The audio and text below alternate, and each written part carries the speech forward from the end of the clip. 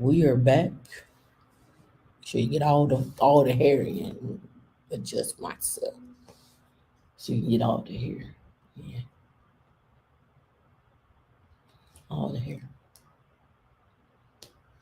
How's everybody? How are our members? Desi B, thank you for joining. How are all the members today? How's D? How you doing in the back?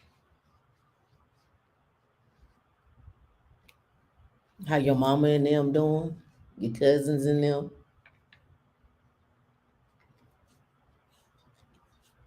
I hope y'all had a good week. What's going on, Free?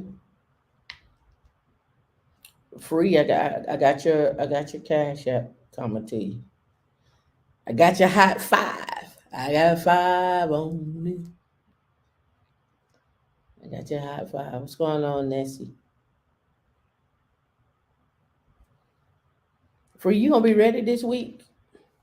The show, the this week, the game gonna be fun. I've been thinking about different things. Ooh. I've been thinking about different things. Oh yeah. Oh no. I may move it from 1 minute to five. But you know, if I increase the time for you, you know what that means. If I increase the time, you know it's gonna get harder. That's what that means. In case you was wondering, it's gonna get harder. I had to clean my glasses so I can see your peoples. Everybody been keeping up with the events of the week. That's right. Study up, free. Study up. Have y'all been keeping up with? Yeah, you got to dig for info. You got to know how. You got to look for it. D was digging for info last night. D was digging for info last night. What's going on, Toya? How you doing? We got 9 in right now. All right. So I don't know if y'all been keeping up. I'm not talking about Brittany, but all the other stuff. Did y'all hear about the IRS? Did y'all hear about that? Let me see. Did I keep a copy of it? Of course I didn't. The IRS is hiring 80,000 people. Yep. Linux ain't no joke. I keep trying to tell you it's recession proof. Look, I'm gonna tell you this now. This show right here is gonna be information jam packed. The next show is gonna be information jam packed. I'm gonna tell you, you're gonna be taking notes all day. That's all I'm gonna tell you. You're gonna be taking notes all day. That's all I'm gonna tell you. I got a lot of stuff to cover. I got a lot of things we need to get into. I was trying to give it, my 2 minute to 5 minute quorum here, but D, go ahead and start queuing. Go ahead and drop the word from our sponsor, and we'll get into it. Hey everybody, welcome to Women in Linux. I am Tam and Dee is in the background, and we just want to share with you some of the perks of being here on our channel. All right, so first things first, if you want to connect with us on social media, connect with us anywhere on social media at Women in Linux. If that's just too much for you, you can always come and find us on womeninlinux.org. And if that's not enough, we have even more perks where you can hit the connect button. Once you hit connect button, you put your email address in here, and once you put your email address in here, it'll connect with us in our Slack group. We have tons of resources in our Slack group. People looking for jobs, people just looking for advice, people looking for information, and so forth. Right. So again, this is Slack. It's not Discord. So on with using Slack, warn you, it is resource heavy. So you may need to use either the web browser, or if you're on your phone, you should be fine. But if you're on your desktop, and we know most of you connect on your computer, it's easier to open it up in your web browser so it doesn't take up so much memory or so many processes and so forth. That's just an FYI. That's how I use it. Okay. And if you would like to shop with us, we still have our stuff from our 5 year stuff. Still good. We're working on more t-shirts. No, no estate, no date. We're still working on that. But again, if you want to shop and you want to get some merch, feel free to come here and get some merch. Again, if you come over here and click on all products, you'll see on all the products that we have, from hoodies to masks and so forth and so on, right? And if that isn't good enough for you, you can donate. You can always donate with your time. You can donate with your money. So, how do you donate with your time? You donate with your time by saying, hey, I would like to do a presentation, or I like to volunteer on helping us grow the channel. You retweet, you share this with other members. In fact, for those of you that come here every single week, we know you come here every single week and you don't subscribe. Subscribe. That helps us grow the channel. That helps us get more content to you. Hey, research isn't easy. I'm not getting paid to do research. I wish it was at a university, but hey, I'm bringing this to you, right? I'm bringing this to you and us and for others, right? So if that doesn't work, you can always donate on PayPal by clicking the donate button. Once you hit the donate button, you have your own denominations in which you can donate. And if that doesn't work to you, for you can always reach out to D and you can cut a check and send a check. That works for us as well. All right. So, what are some other things that we actually do have as well? Right. So, we have a discount with IT Pro TV. You get 30% off. I've used IT Pro TV myself. I've done interviews with them. I'll pull those up as well too. But as you can see, I'm logging into IT Pro TV. What are the benefits here? You need to learn how you learn. So one of the things you can do in IT Pro TV, you can come over here, you can click on courses, and it gives you a list of courses that's separating them out by certification and also separate them out by learning paths. You're like, Tameika, what does that mean? My four basic principles or my four basic foundations of skill sets that you should have is Linux. You should also have an automation tool, whether it's Terraform or Ansible. You should know at least a cloud. I don't care. Pick either one. And finally, last but not least, security. And security comes in multiple forms: security of the operating system, security of the application, and also security of containers, right? And cloud security. So it's multiple facets when we're talking about security. Those are your four basics that you're going to need to to get you a job and then move you up. All right. And we're going to talk about our membership here in another video, but I just want to get this out to you. All right. So that's 30% off of IT Pro TV. And last but not least, our Calendly. We have we have set up for our Calendly. Let me pull that up. I think I have it saved in my browser here, so I can just go straight to it. If not, I'll get it from D here. Here we go, right here. All right. So with Calendly, we have one-on-one sessions. That's where you get to talk to either me or D, and you can request either one. But where you get to talk to us in a one-on-one session, right? Interview prep. Some of you are getting ready for interviews, or you've never interviewed before. We want to prep you for an interview. Resume review. Let's go over what you have, or let's pull all your skills together. Let's get things formatted properly. Let's get everything going. And last but not least, career assessment. What is your journey? What could it look like? What could you be going through? What are your next steps? Some of you are transitioning, some of you are not, some of you are looking to transition, and some of you are just trying to figure out what is your next step. So by saying all of this, we want you to enjoy your time here at Women in Linux. And also, as always, don't forget to like, subscribe, hit the share button, and last but not least, thank yourself that you actually did it. We're back. We're back. What's going on, Azrael, Black Dove, Adele? Good morning. How you doing? Oh yeah.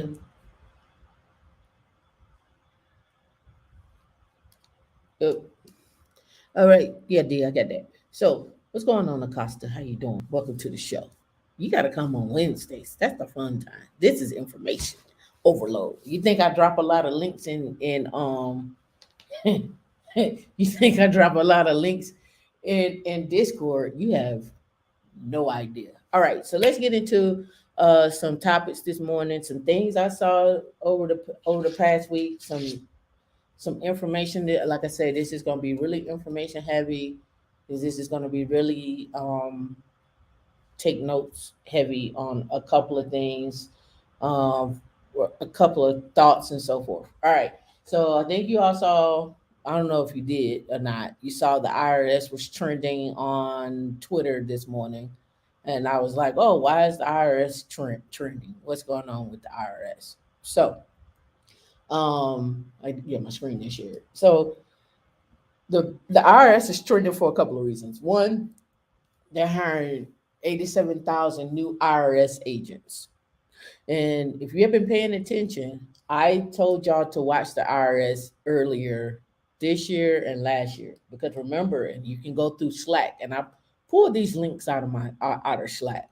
So reason why I watch, I have those Fed Scoop things dropped into that channel. That's to make awareness of a lot of things. And it's to make awareness of where your money is going. You are a taxpayer, and this is where your money is going. But this is also another reason why you need to watch so you can see where you, as a business, because I tell you all the time, treat yourself as a business and not as an employee, can go in and start grabbing some of these government contracts, where you can start going in and being a part of the wealth that they are distributing, right? Right. All right, so they're hiring 87,000 people, but remember, this is just stuff I pull from my Slack, right? The IRS looks to boost security of federal tax information through computer reviews. That's one. So what does that mean? That means they're looking to boost security, meaning they're looking for someone to come help them figure out how to make sure that your data is secure. I mean, we all know about the OPM hack. I mean, it's been so many hacks, so we already know about that, right? The other one is the IRS plans to award $2.6 billion app development contract in Q1 of fiscal 2023. This is all in the Slack. This was came out last year, November 20th of 2021. So when I see the IRS is hiring 87,000 agents, and I'm looking at $2.6 billion being spent for app development and contract. Not only that, they've been busy. They also have punished. IRS has punished hundreds of employees for unauthorized access of taxpayer info in the past decade. But that's not. Let's just say, okay, there's internal protection, right, there's internal threats. So when we, as a business, I don't know if you all take security classes at, you should, at your company. There's outsider threat and there's insider threat, right? So insider threat is really probably one of the more one of the better threats that you need to be aware of, right? If they're gonna get you, they're gonna always get you from the inside. Like they say, always be your own people. They always be your own people. What's going on, Kelvin? What's going on, Alonzo? Lyle, I see you. Good morning, Daryl, or afternoon. I think it's afternoon for you all. But it be your own people. All right. So here's the other one that you got to look out for that nobody really paid attention to. As pilot IRS program expands, the agency looks for more ways to buy like a venture capitalist. Why does the IRS want to buy like a venture capitalist? What are they looking to do? What is it that they're trying to gain? Right? Are they looking for people who could create apps and then they buy them?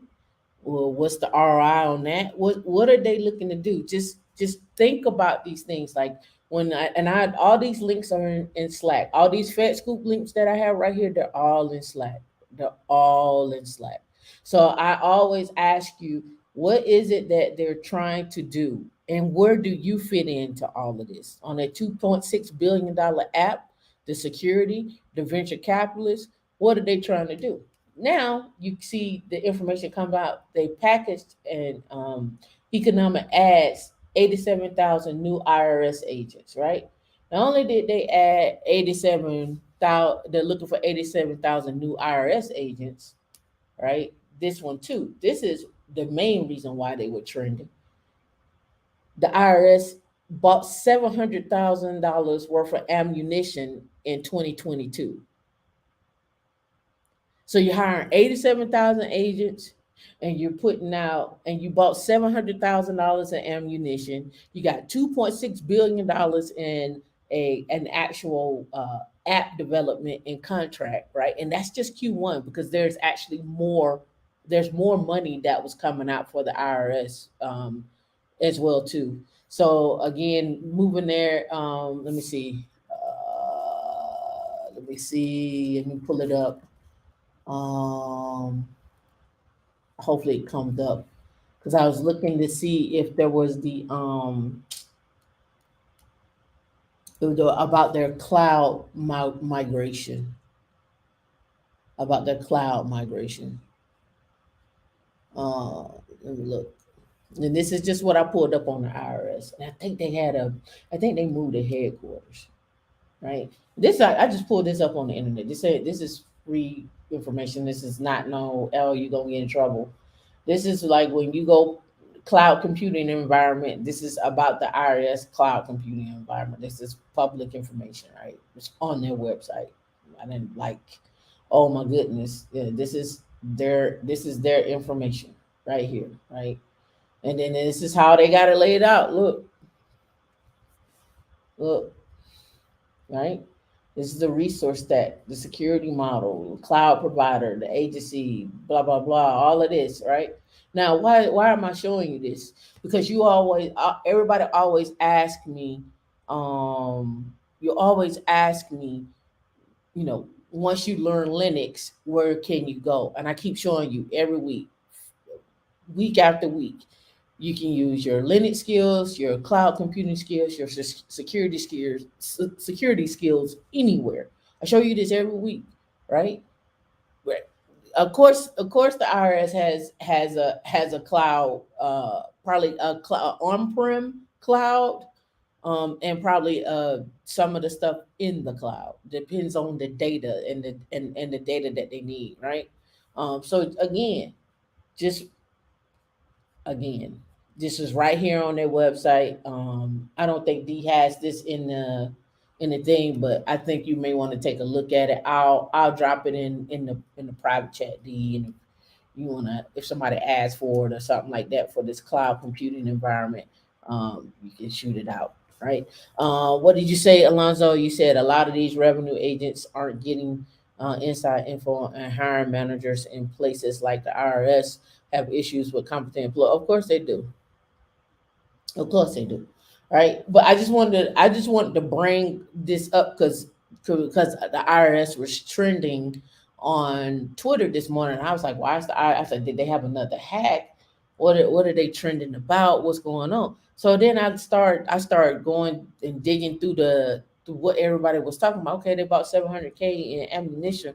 What does that mean? Like, is it could mean a lot of things. There's some subsidiary for it. They could be protecting their data centers. They could be arming agents, but I don't know why, because I don't know, other than clearances, people knocking on your door and asking you, hey, do you know this person? Blah blah blah. I don't know, right? I don't know. That's been the major question.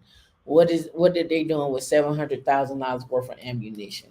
Is that a deal or something between agencies that, hey, you got this extra spending power, go buy this for us?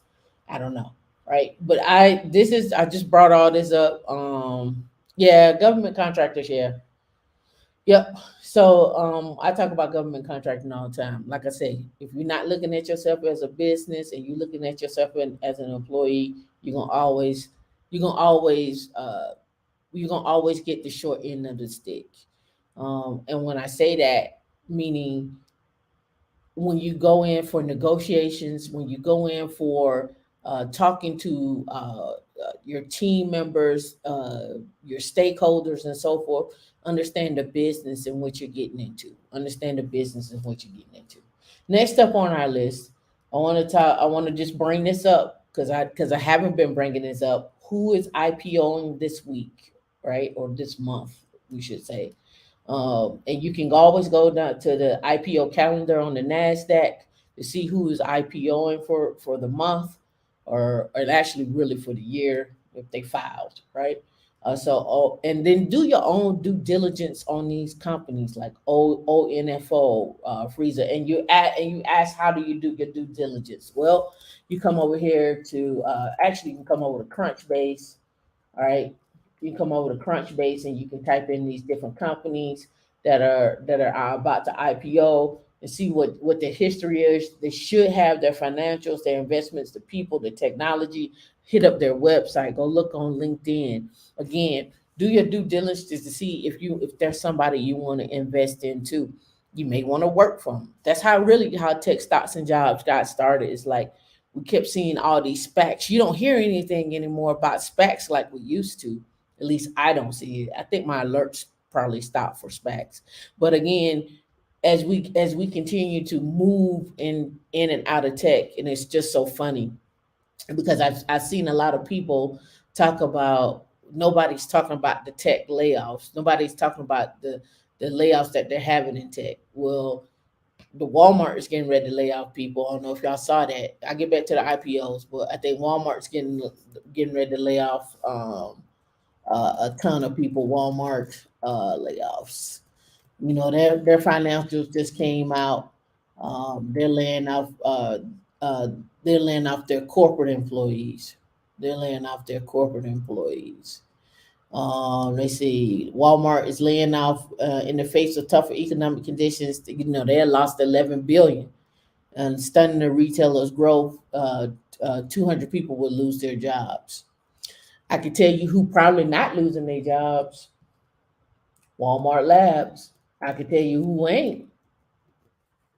Tell you that. So Walmart Labs is where you can go and check out Walmart careers. Here's their Walmart Labs GitHub right here. Here's their GitHub. Here's the things that they produce. Walmart is also a contributor to. There are I think Walmart is a contributor to OpenShift more so than anything. Not a big contributor to Ansible, but they're a big contributor to OpenShift. Let me see. You can type in probably Walmart labs open source. But okay, so why I bring up these layoffs? I brought up these layoffs because a lot of people keep saying that, hey, tech is having layoffs too. Everybody is down bad. I can honestly tell you, when everybody is down bad, the federal government is always hiring. Government contracting, cleared and uncleared, uh, washing cars. Sam.gov never stops. Sam.gov never stops. And Free can attest to this. Free is in the group. She know, right? Free is in the group. She knows they never stop. So if we're gonna sit up, if we're gonna really talk about, and this is one of my biggest pet peeves, being recession proof. I keep telling you, you need to pick skills that are gonna be recession proof, right? And for me, skills that are recession proof are anything Linux, pick a cloud, any cloud. And I just posted this yesterday. Now it's come out that Azure is beating AWS, I guess in current sales probably for this quarter. But again, let me tell you, when we look at a resume and we're seeing that you got cloud experience in Azure or you got cloud experience in AWS, we're looking at, you have the experience and you understand how the cloud works. And so therefore, whatever you know in AWS or Azure, you can figure it out. We don't care. Right. And then when it comes down to GCP, is now Google Cloud is building their federal back end for FedRAMP. They getting FedRAMP certified because they want in on the cash cow. Government contracting is a cash cow. I brought this up a million and one times. Treating yourself as a business, automation with Ansible or Terraform or Puppet or Chef. Terraform for automating to the cloud and being cloud agnostic. Ansible for configuration, Puppet for configuration, Chef for configuration, Salt for configuration. Right? You got Pulumi that's out there too. People still hire for Pulumi. And here's the other thing. I signed up last night because I keep seeing these things out here. I signed up last night for Varsity Tutors. So being a Linux tutor, right? People are always looking for people to be a Linux tutor, right? And so I was like, well, what's the charge an hour, right? They was like, you could pick your price, what you want to charge per hour, as a tutor, right? So I was like, oh, okay, I could pick my price, for what I want to charge, and then they're also looking for people to be trainers as well too. Like if you want to hold a training class, right? So again, like when we're talking about all your skill sets that I just mentioned, Linux, cloud computing, security, and when I say security, that's very broad. So let me give you my 2 cents on that. Application security, cloud security, container security, operating system security, security of data. That little circle right there, those are lifetime skills.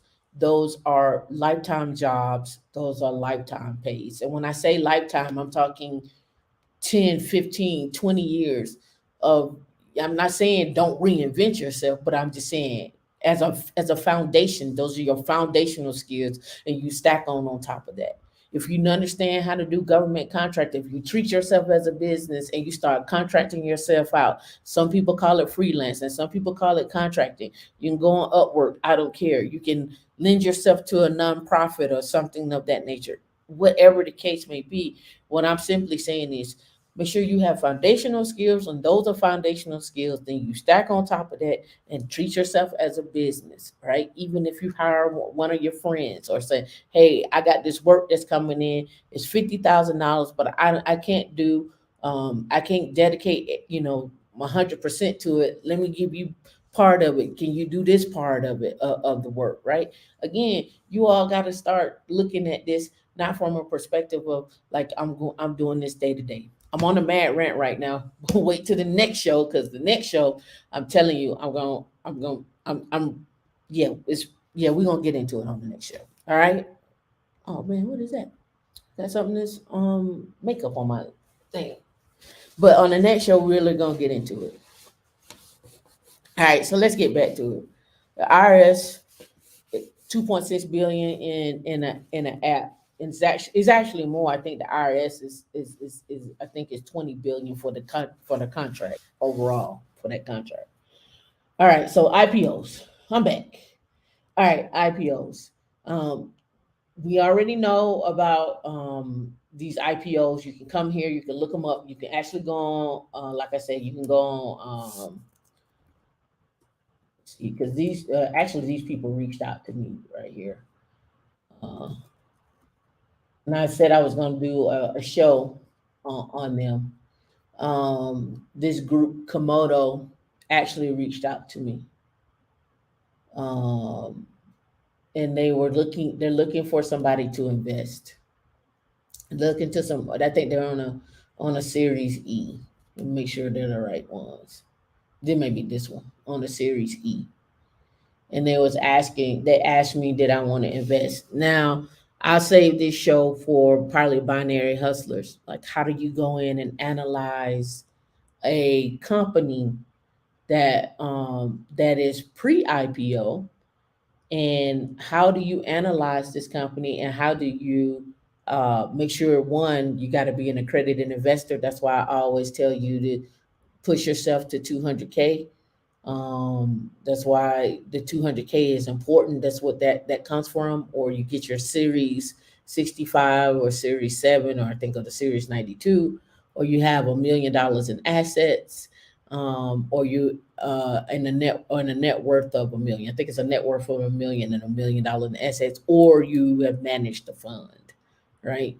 So again, when we're talking about getting to the 200K and being, like I say, one skill away, 200K, I'm speaking from this perspective. Somebody reached out to me and said, would I be interested into that? But again, that's being a part of a group as well too, that says, hey, we have these opportunities. I talk about this all the time with stonks. when they come up every week where you can go and say, hey, I only need a minimum, they only need a minimum of $1,000 for an investment, or they only need a minimum of 2,500 to for you to invest in them. But again, in order to do that, they're gonna need 2 years worth of tax returns. That's why you need to get to that 200K and above now, so you can be and I'm speaking individual, so you can be a part of that conversation. 300K for if you married, right? 300K if you married, right?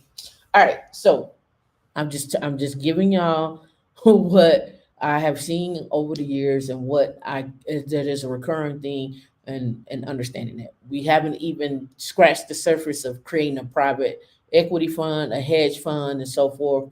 We hadn't talked about syndications, taking down businesses. I was looking at businesses this the last night. Really, all I've been looking at it all week, but like buying a business. How do you analyze buying a business, right? You know, again, make your money in tech and then make your tech money work for you.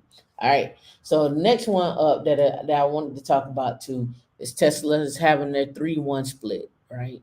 Again, you can go to stock splits, the stock split calendar over on the NASDAQ, and they have a whole listing of who's having a stock split. So right here we see Gainfang Lithium, and their ticker symbol is GNENY,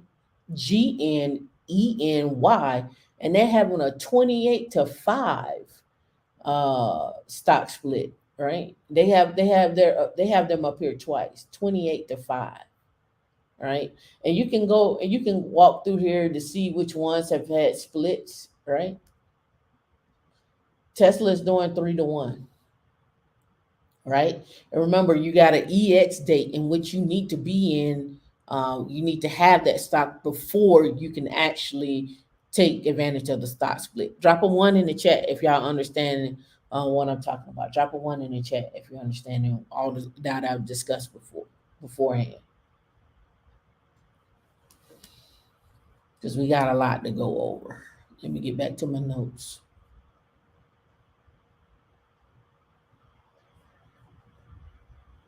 Drop a one. And I know it's a delay. I think the delay between me saying drop on a one and me seeing the ones coming to check, I think it's about 10 or 15 seconds. So I don't automatically see stuff.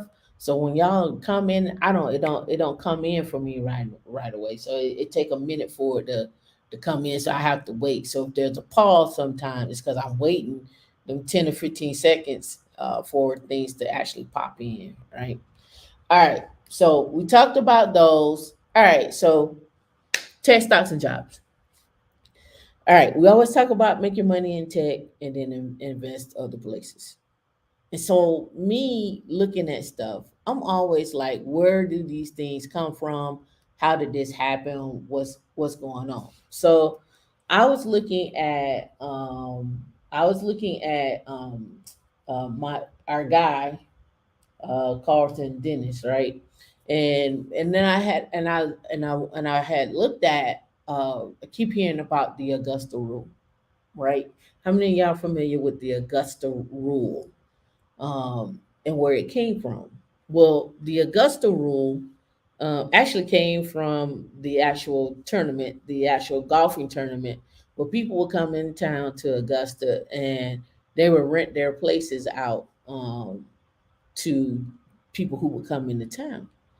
And this is actually a rule that was created, an IRS rule that was created from that. Now I got to thinking, I was like, well, why did the IRS create that rule? Like, what kind of power is that for you to say that this is now a rule, right? You know, your where you live, the people that's around you, your area. This goes to show you how a community and money matters, right? Which I thought was so funny to me, right? Because when we talk about community and building, right, we go live somewhere else, right? And not be a majority, we'll be a minority because we're trying to get away from whatever it is that we're trying to get away from, or we want to be in a school district, or we just want to have a better quality of life. And then, of course, gentrification happens, and then we can't get back into our neighborhoods. And then we sit there and we're like, well, we stuck where we're at. But then you see all these other people going in. It's a very vicious cycle, right? If you really think about it, it is a mental stressful cycle, right? We don't own the property there. We sell it. We want to make the money off of it, and instead of building it up, I mean, the list goes on. But let me drop this down. All right, so we're gonna get into this one real quick. We are headed into the month of August, which means you have 5 months until the end of the year to figure out how you're going to reduce your taxes with your CPA or tax professional. The truth of the matter is that people who are watching this video have no clue how they're going to reduce their overall taxes because they've never done tax planning before in the past. If this is your first time listening to a tax professional talk to you about tax strategies, or if this is your first time approaching tax strategies before the end of the year, then I encourage you to listen carefully. You have the control between now and the end of the year with your tax professional or CPA to implement the strategies you need to implement to reduce your tax bill prior to April 15th. But if you do not implement those tax strategies before December 31st this year of 2022, you will be left to pay taxes to Uncle Sam in excess of what you want to pay. If you're someone that wants to be strategic about your taxes this year, proactive in your approach, then I encourage you to listen to this video. We're going to discuss the 5 tax strategies that you can leverage with your CPA or tax professional before year end. All right, guys, in this video, I'm going to go over 5 different tax strategies we leverage in our office, Carla Dennis and Associates, that helps our clients save money year over year. And these are the 5 same strategies that you can go to your CPA or tax professional. And I want to start right there, right? So I attended their webinar this week for Carla Dennis and Associates. And let me say this, great presentation, but I was looking at it and I was like, I don't know if I want to do my own taxes, even though you'll be a part of a group and they'll help you through everything. But again, I don't know if I want to do my own taxes. I know one thing. I was like, I'm lazy. And I can admit that I'm lazy when it comes to certain things. I would rather pick it up, organize it for you and everything, color code it, and then be like, here you go. I don't want to do it, but I get it. Better to learn on your own than have somebody else do it for you. But it's just certain things that I would not be interested in doing for myself. Explain it to me so I understand where that comes from and give me the code and let me go look it up. But I don't want to do it, right? Maybe that's foolish of me, but I don't feel the need to do that. So let's get back to it. But again, I attended their meeting this week, and it was 3 days, and yeah, I know how much they charge. To educate them on so you can implement these strategies into your tax return. But the truth of the matter is it's up to you, the taxpayer, in order to make sure that these strategies get implemented prior to December 31st so you can actually get the tax savings that you seek. December 31st is the important date to remember because that's when year end closes. That's when the ball drops in New York, and that's when all decisions have to have already been made. So if you're thinking about how much time that you have between now and you filing your tax returns, I encourage you to think about how much time you have now until the end of the year instead. Now, the first thing that we're going to talk about is switching your LLC to an S corporation. If you're somebody that's watching this video right now and you're already here in August, you've already made over $50,000 in your business after all expenses, you need to switch your LLC to an S corporation to save money on your taxes. When you switch over from an LLC to an S corporation, you're letting the government know that you are going to become a shareholder instead of a member. You're now a corporation instead of just a company. And when you do this, you become an employee of your own business, which means the money that you decide to take out of your business will become a tax deduction to the corporation. This is going to great. All right, so y'all hear that. This goes back to what I originally said before, treating yourself as a business. Understand, treating yourself as a business is not as an employee. This is what I'm getting to, right? I'm trying to help you because I know for a fact that you're going to work hard. You're going to follow the blueprint. You're going to follow the model, and you're going to end up in a job, and the job is going to pay you $200,000. 300,000, 400,000, 500,000, and you're going to start making money, and you're going to look at yourself and you're going to say, well, what's the taxation on that? And then you're going to say, how do I not pay Uncle Sam all of the money? What does that look like, right? And it's funny. I was on a show yesterday that's actually coming out, and um, and one of the conversations that we had is not on the show, is after show that we had was, and I got a article about this. Um, when you see 30,000, 50,000, 60,000, $100,000 coming in a month, and you've never seen that before, it's not the stress of making the money is the problem. It's the stress of managing that type of money is the problem. Because no one's never shown you how to manage that type of money every month. And when I say every month, I mean 1 year, 2 year, 3 years, where you're doing those numbers every month. So now the question becomes is, you're not financially stressed of making money, you're financially stressed of managing money, right? So now the question becomes, what are your options? What can you do? So again, we always talk about make your money in tech and make your money work for you, but also understanding what tax strategies are, understanding how to leverage these tax strategies, understanding the difference between tax deferred and tax free. What are your options in tax free? What are your options in order to make to grow your assets? What are assets? Right? We went over that before. What are assets?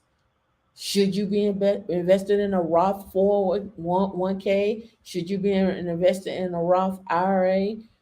Should you be invested in a SEP IRA? What are those things? We talk all about all this on the show. Should you be invested in stocks and bonds? Should you be in an annuity? What type of annuity should you be in? Should you be in an IUL? Should you be in a universal life? Should you be in a variable? Should you be in a whole life policy? Should you have a customized whole life policy? Should you invest in a policy with a lump sum and let them deduct from that? Should you invest every month? Should you do a monthly investment versus a lump sum? What's the benefits of that? And then I've been going off on these other strategies because I've been following along with this other guy, and we've been reviewing the 4% rule, and whether or not the 4% rule still applies. And the guy who founded the 4% rule said people have misinterpreted the 4% rule. He's like, the 4% rule was meant to be 4% in the first year, and then you make adjustments for inflation. So let's keep that in mind. If we go with $1 million portfolio, you get $40,000 for the first year. But if inflation increases, as we have seen, 9% and possibly more, we need to make an adjustment for inflation. So how long? Because the rule of thumb is it's supposed to be $1 million for 30 years. Now that's $1 million for 30 years, but if you retire at 40, and the life expectancy of most people is between 82 to 87, and you're living 50 years, right? 50 more years, possibly approximately 50 more years. Um, is that going to be enough income for you with inflation involved in that, right? With inflation involved in that. So what I'm saying to you all is make as much money as you can. Man, woman, child, dog. I already told y'all before, if y'all got roaches, the roaches should have a fund.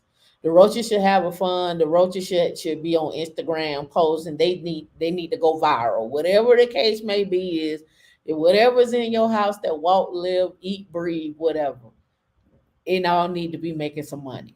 Everything need to be making some money.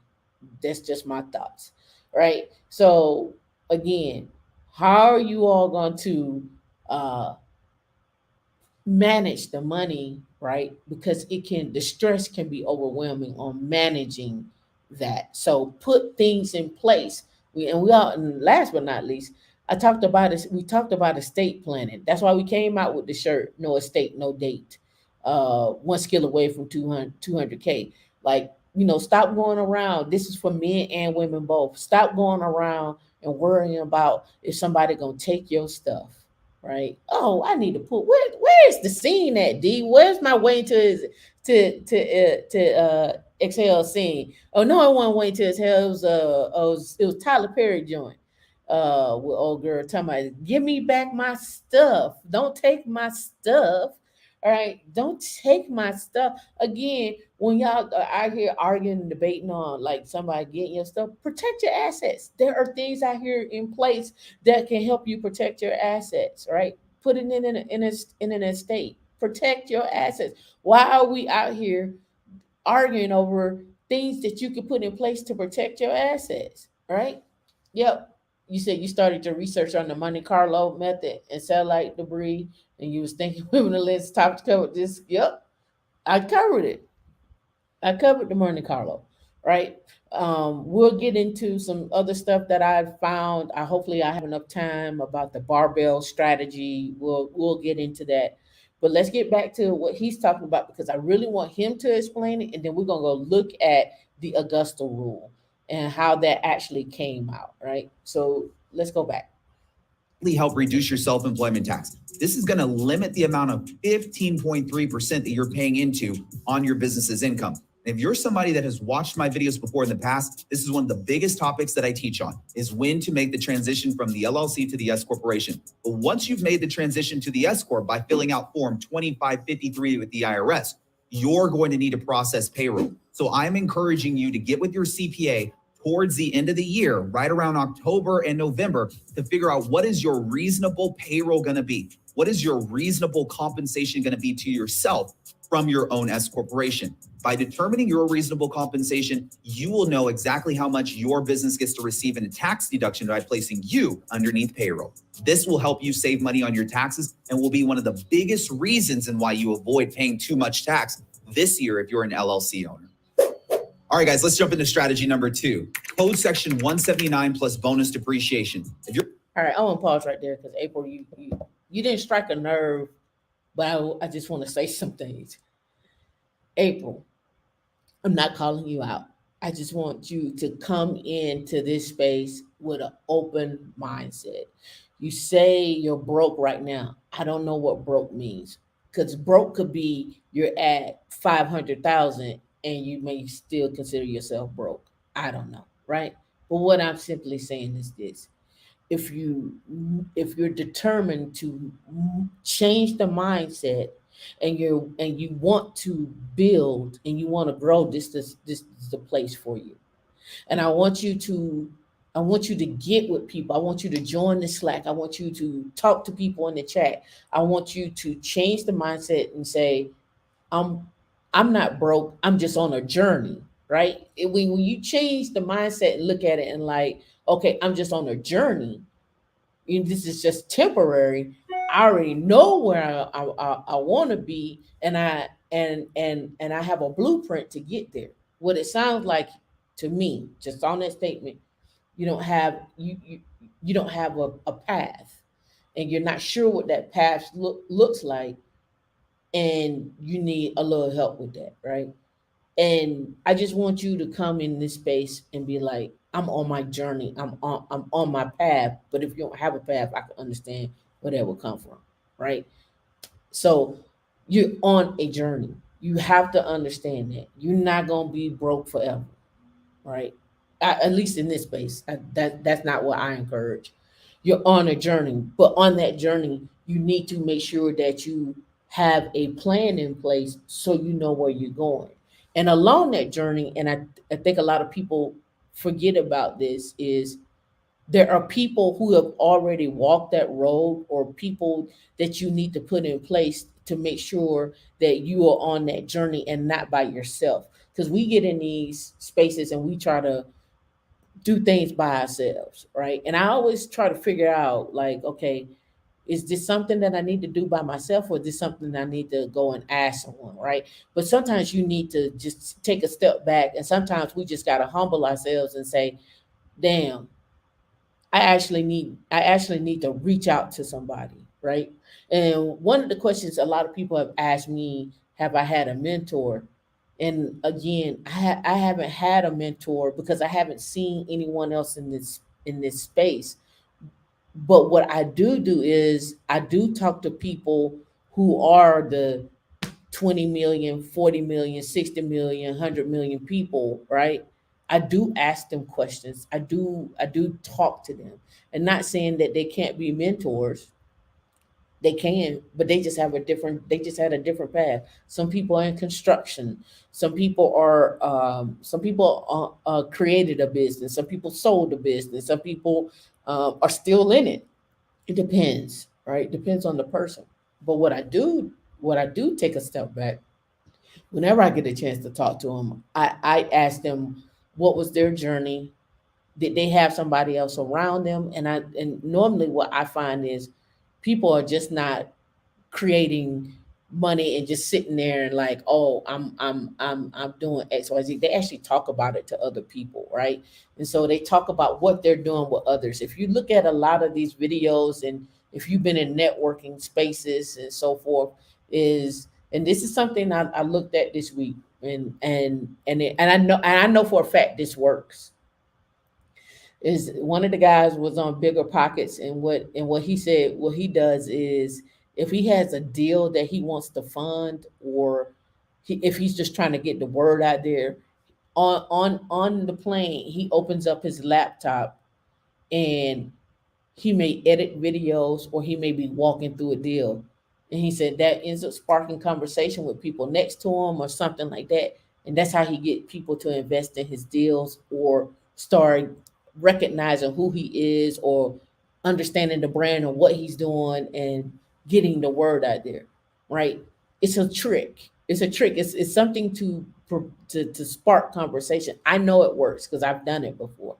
But it's also works when you're sitting when you're in a networking space. When I say when you're in a networking space, where you're actually talking to people, and you're presenting your topic at a conference, or what your other interests are, you want to talk offline. It's your opportunity to talk about the things that you're doing, because somebody may be again, it only takes one or two people to be interested in your idea, that could spark where you can say, "Oh, I got 50,000 from that person, or 20,000 from that person, or I got there became an investor or a mentor, or whatever the case may be." But again, don't do it by yourself. It's more my point, right? Um, what you say, engineering can 240 is very feasible. I had to change my mindset to believe millions of dollars can be reached, and it is possible. It's very much so possible. Like I say all the time, you think about a job. I just looked at a job last night. The job is paying 500,000, right? So if the job is paying 500,000, and you say you work that job for 3 years, 4 years, 5 years, what's 500 times five? That's how much you gross. That's not how much you've taken home. But just imagine if that's your gross pay. You take that and you follow and you set up certain tax strategies, and you set up and you acquire assets. Imagine how much that really can turn into be, right? So let them take whatever it is they're gonna take, but as long as you're investing in assets, you can use those assets that you invest in to make up what the government is going to take to leverage it out. So here we go back to the video to discuss that. You need to look at yourself as a business. You are a business. You're watching this right now and you're thinking about how you can reduce your tax bill. Maybe it can come from you buying another vehicle inside of your business. Many business owners need vehicles to operate their businesses, and many business owners are aware that code section 179 in combination with bonus depreciation will allow for a business owner to write off 100% of their business's vehicle in the first year. But this tax deduction is not taken by just leveraging code section 179. Code Section 179 is just going to give you an $18,100 deduction for the year. You have to leverage this tax code in combination with bonus depreciation. So this is a two-part tax strategy.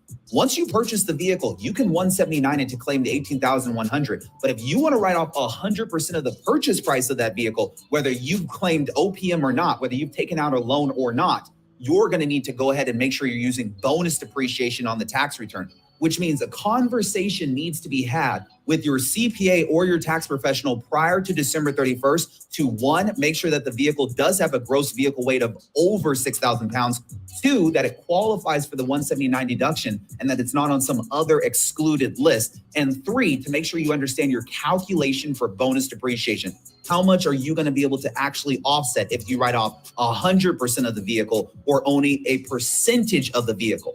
Keep in mind, in order for you to write off a business vehicle on your tax returns, the business vehicle needs to be used inside of your business 50% of the time or more, not 49%, not 48%, not 40%. So if you're trying to take this write-off on your tax returns, two things need to happen. One, you need to purchase the vehicle prior to December 31st. And two, you need to make sure that the vehicle is being used inside of your business. All right, so the vehicle being used inside of your business, that's why you see a lot of people be sitting in their cars doing YouTube videos.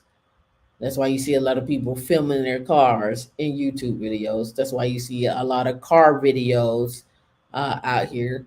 It's a business write-off, right? Why wouldn't you do it? If you had to do it, why wouldn't you do it? For more than 50%. All right, guys, let's jump into strategy number 3. This strategy is one that I love doing right towards the end of the year, especially for my clients who have switched over to S-Corp. If you're an S-Corporation owner, one of the requirements is that you have to have meetings with yourself or with another team member underneath your business every single year, and you have to record your meeting minutes. If you're somebody that has thought, how can I use this as a tax benefit to myself? Here is how you can use meeting with yourself as a tax benefit. Your corporation can rent out your primary residence for 14 days or less without you having to pay taxes on the income that your corporation is paying to you, which means your corporation can record a tax deduction for using your home for business purpose. Even if you're using your home to have meetings, a sales meeting, a marketing meeting, an event meeting that you would like to have, you can rent out your home to your corporation for 14 days, record a tax deduction, and not have to claim any of the rental income on your personal taxes. This strategy is called the Augusta loophole. And this is a very big tax strategy for S-Corporation owners because a lot of S-Corporation owners don't take home office. They prefer to take the Augusta rule strategy since they are wage earners. If you're watching this right now and you're thinking, hey, I can use my primary residence and rent it out to my corporation for 14 days and have some meetings and discuss some things with myself, then you're on the right steps to saving money on taxes. I encourage you to pull up code section 280A with your tax professional, go over this code section and implement the Augusta rule strategy prior to December 31st so you can reduce your overall tax bill. This is easily one of the easiest tax strategies to leverage and one that is greatly overlooked by most tax professionals. I'm encouraging you to implement code section 280A into your tax returns prior to December 31st. All right, so that was the Augusta rule that he went over. I pulled up some links. They're in my notes so we can have that discussion. I wanted you to hear from him about the Augusta rule, but I also wanted you to know, again, pull up the IRS. I'm very, very keen on like, hey, pull up the IRS. What do they say? They're the people you need to worry about. What I say ain't jack. What do they say? That's what do they say? That's the one you want. That's who you want to know. That's who you're gonna need to talk to, right? Yeah. Damn what your tax advisor say. What does the I, the R, and the S say? What do they say? I'm not playing with them, right? You ain't no, right? So here, I actually pulled this up. So this is older, but when you go look it up, this is actually what comes up when you type in IRS 280A. All right. And it actually pulls up 2013. It says permits a taxpayer to deduct expenses that are allocable to the portion of the dwelling unit used as a regular basis in taxpayer's trade or business of providing daycare for children, for individuals who have attained age 65, for individuals who are mentally. Then that was the one I'm reading. That's C. That's C. That's not A. He said A. That was C. Hold on. Pull up A. All right. Yeah. All right. So A, and let me show you what I'm reading. This is from Cornell. The other one was what they pulled up, and here's the section right here on the thing right here. This generally disallows for a deduction for expense related to dwelling unit that is used as a residence by the taxpayer during the taxable year. However, this is where the C comes in at. The 1 through 4 allow the deduction for related to certain business or rental use of a dwelling unit subject to deduction limitation and and I guess this in permits a taxpayer to deduct expenses from that are allocable to portion of the dwelling unit that is exclusively used on a regular basis. Right. So me looking at all of this, I'm like, yeah, that sounds complicated. That don't sound real enticing to me in terms of me trying to explain and understand it. And let me make sure I don't let my computer die. It died on me the other night. We can't die on the live. We can't die on the live. All right. So what I did was I said, well, let me find something that will make sense for everybody, right? Let me find something that will make sense for everybody. Because again, you read these things and you're like, oh, this don't make no sense. Right? All right, so here we go. And let me blow it up. All right, so where does it come from? And it looks a little small on the screen. Let me go a little wide screen here so it could be all in the screen. You can see that. All right, you can see that. All right, as viewers watch, and this is where it comes from. As viewers watch the Masters golf tournament on TV, they were likely they likely are captivated by the stunning, beautiful course, and recall Tiger Woods' unlikeliest comeback win. What viewers probably won't be thinking about is the tax-free rental income available to homeowners nearby. The Augusta exemption is the popular name for that. And this is the IRS code that he was talking about. IRS code 280A section G, right? This exemption survived the federal tax reforms enacted with Tax Cuts and Jobs Act of 2017 and provides a homeowner with a short period of tax-free rental income per year. It's 14 days. Let me scroll down so you can read that for yourself. The short rental income for this short period of time is considered, I guess, de minimis rental for tax purposes. Section 280AG states that if a dwelling unit is used during the taxable year by the taxpayer as a residence, and such dwelling unit, like I just read, such dwelling unit is actually rented for less than 15 days during the taxable year, then the income derived from that such use for that taxable year should not be included in the gross income. The Augusta portion of the name refers to the location of the famous golf course played in Augusta. And FYI, they didn't let minorities in. It was white owned, I think, all the way. I think Tiger Woods might have been the first. I'm not sure, but we won't get into that. Many homeowners who live in the area, and this goes back to what I was saying, boy, the power of money, in the community, boy, I tell you. Anyway, many homeowners who live near the course take advantage of the event's popularity to rent their homes to golfers, but you don't have to live in Augusta, National to take advantage of this rule. The rental income collected for fewer than 14 days is considered not taxable by the federal government, and no home related expenses or deductible. This exemption only applies if you rent your home for 14 days, for fewer than 14 days per year, right? That's what that rule is, right? So then I said, okay, Again, you listening to these things and you see these things. So I pulled this up too, and this one. So here, let's go back and look at this one. The Augusta loophole for tax-free rental income. So let's pull this up, right? The Augusta IRS rule, the masters, blah blah blah. Okay, what is the rule? The rule lets homeowners rent their homes for up to 14 days per year without needing to report the rental income on their individual tax returns. This rule applies to any taxpayer who owns a home in the United States as long as your home is not your primary place of business. It's not your primary place of business, right? And then they go into how it works. So how does it work? It says in layman terms, this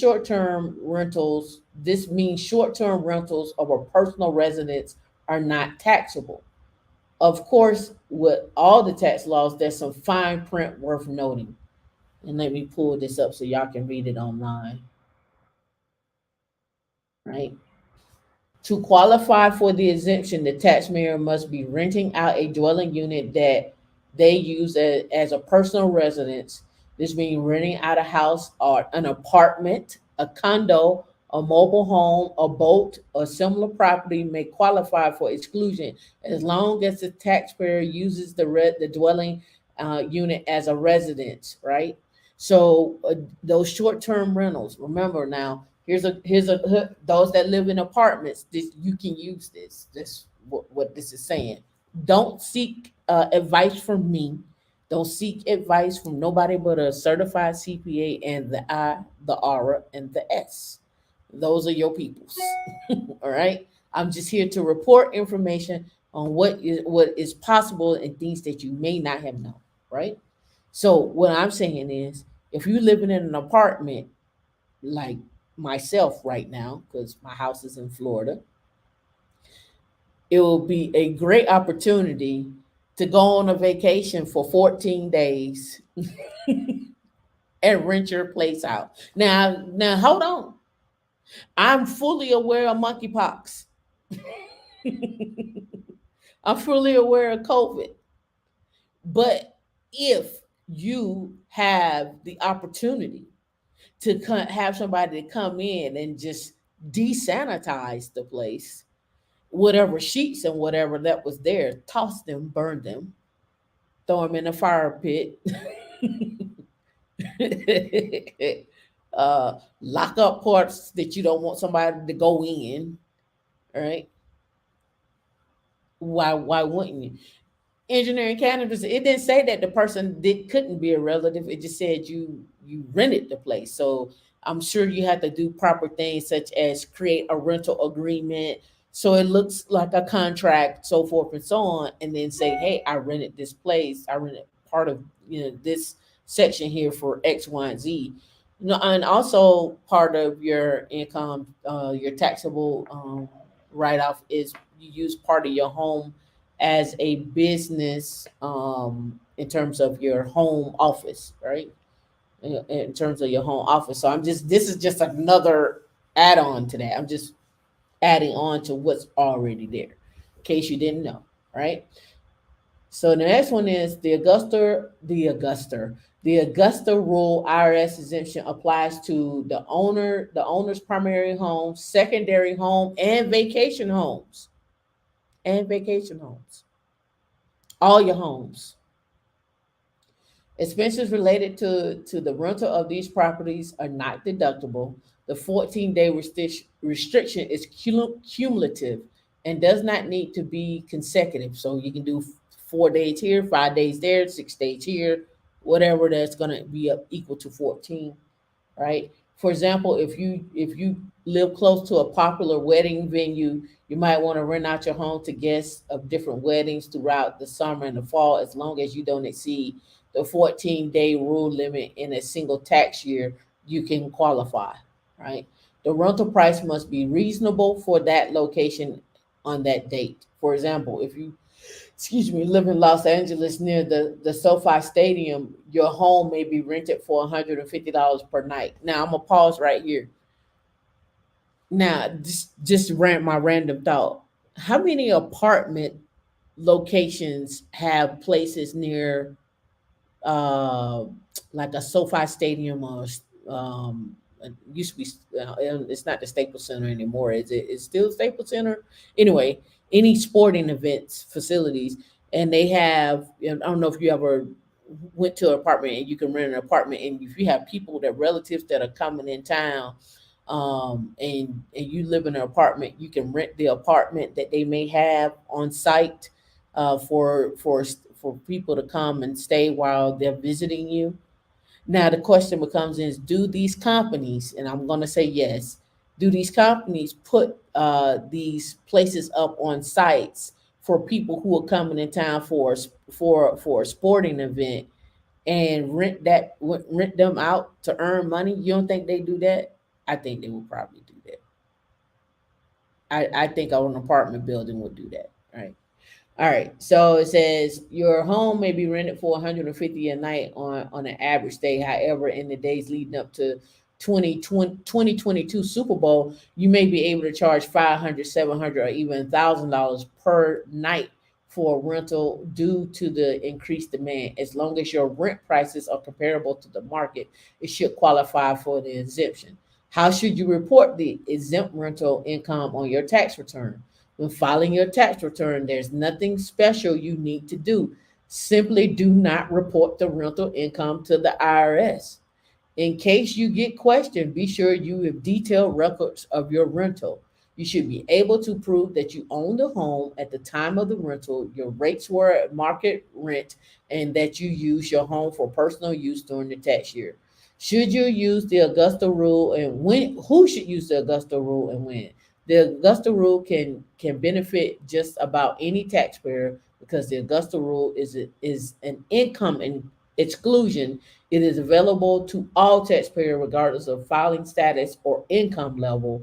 There are a few ways you can take advantage of the opportunity. Use a rental website, check your local regulations, strategically plan your rentals during the high market rent times, and this was 21. Unique 2021 planning of the Augusta rule. So they have one for 2022. So you may want to go again, check with a CPA and go from there. I just wanted to give that information out to you all. I hope it made sense on the Augusta rule and what he was saying. Thank you for that, the crypto arena now. Right. Thank you for telling me that. All right. So let's finish this one off and then we're going to go into more strategies.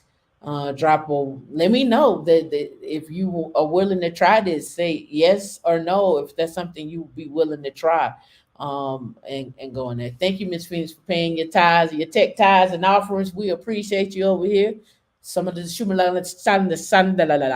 all right, we appreciate you. All right. All right, guys, let's jump into strategy number 4. Strategy number 4 that you can leverage prior to the end of the year is implementing a management company on top of your operational company. Most business owners are operating inside of one entity, but when they get on the phone with a tax professional, they find out that some of the managerial roles that they have as a business owner can be allocated into a different business, which means every time that your operational company pays money to your management company, you record an additional tax deduction. Not to mention, if you have employees or family members who you've ever wanted to become employees who now can operate on the managerial side of your business, you can create additional tax deductions for these employees, for these family members inside of the management company, completely separate from your operational company. Part of the reason why I like this is because many business owners who have their operational company want to keep the books and records clean in the event that they want to sell their company. If you want to know how a company is really performing, you need to know who are the real key players in that company. And maybe your children are not real key players for your company's growth and sustainability. So having a separate management company where you're paying your children out of, or having a separate management company where you have your spouse and other employees that might be family members, will not only help you receive an additional tax deduction, it'll allow for you to keep your operational company's books clean, and overall will help you in the long run when it comes to your tax strategy. All right, guys, this leads me directly into strategy number 5 and what you're probably already thinking. If you have this separate management company, why not place your children on payroll? If you're thinking about it right now, your children can be placed on payroll prior to December 31st if you're watching this video, which means you have the time to establish legitimate work and provide documentation to show how you're placing your children on payroll. Now, I just want to stop right there because I keep hearing about children going on payroll, and then I have the question of what does it look like to have your pets on payroll, right? I just be wondering, like, does this payroll only applies to humans? Can you put your pets in there? I have to look up pets tax deductions. I think a lot of y'all have pets and stuff like that, so that would be something that I would be looking at, right? All right, so cool. In order to write them off. As of 2022, the standard deduction is $12,950, which means you can pay your children who are 18 years of age or younger up to the standard deduction amount, $12,950, without your children needing to file a tax return. This is a big benefit to taxpayers who are filing their tax returns who are owing every single year. If you're owing every single year, why not leverage your family and hire them as employees under this management company? Or if you'd like to have it under your operational company, you can, and add an additional tax deduction to your tax returns. Children need to have legitimate work, but you can pay them up to the standard deduction every single year without them needing to file a tax return. Just be careful if you place them underneath payroll inside of an S-Corp or a C-Corp, you will have to pay the payroll taxes. This is when we look to establish management companies as either LLCs, sole proprietorships, or general partnerships. If you have any questions around how to establish your LLC management company, feel free to visit the links below to schedule a complimentary consultation with my team. I am the type of tax strategist that makes sure that I cover my bases. And if you care about covering your bases, it's going to come down to how well you can document everything. If you're currently behind on your documentation, that means that you're going to have a hard time implementing these strategies that I discussed into your tax returns prior to the end of the year. If you need help getting your documentation in order, and if you need help having these strategies explained to you better, I would love for you to schedule a complimentary consultation with my team. We are looking to help everyday business owners leverage the tax codes to avoid taxable income on their tax returns year over year. And if you're watching this video and you're like, Carlton, I'm going to get those 5 strategies implemented, then I commend you. Welcome to Taxes Made Simple, and I look forward to seeing you guys on the next video. Did you enjoy?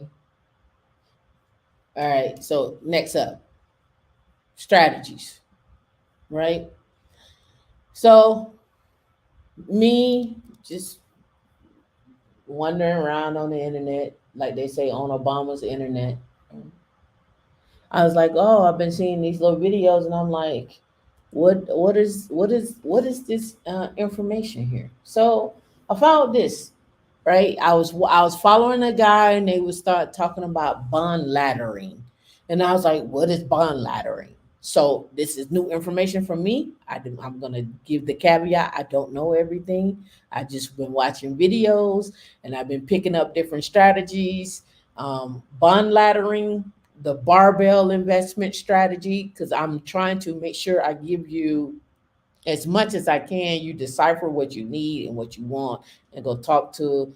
I'd say talk to a tax strategist, or a CPA, and we'll get into that as well too. I want to show you a link that I found, because a lot of you all probably have some questions, or probably don't even know you have questions until it comes up.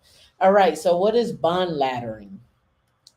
Bond laddering is an investment strategy that involves buying bonds with different maturity dates so that the investor can respond relatively quickly to changes in interest rates.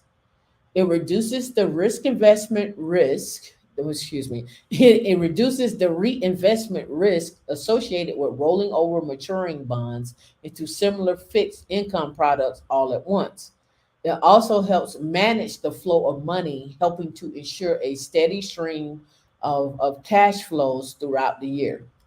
So here's some key takeaways that I like, how Investopedia puts, like, here are the main highlights, and then we'll break it down further, right? So bond laddering involves buying bonds with different maturity dates. So when they say maturity dates, meaning the bonds are mature in 10 years, 15 years, 20 years, 30 years. Again, this can be a part of your investment strategy, which also helps with your future net worth.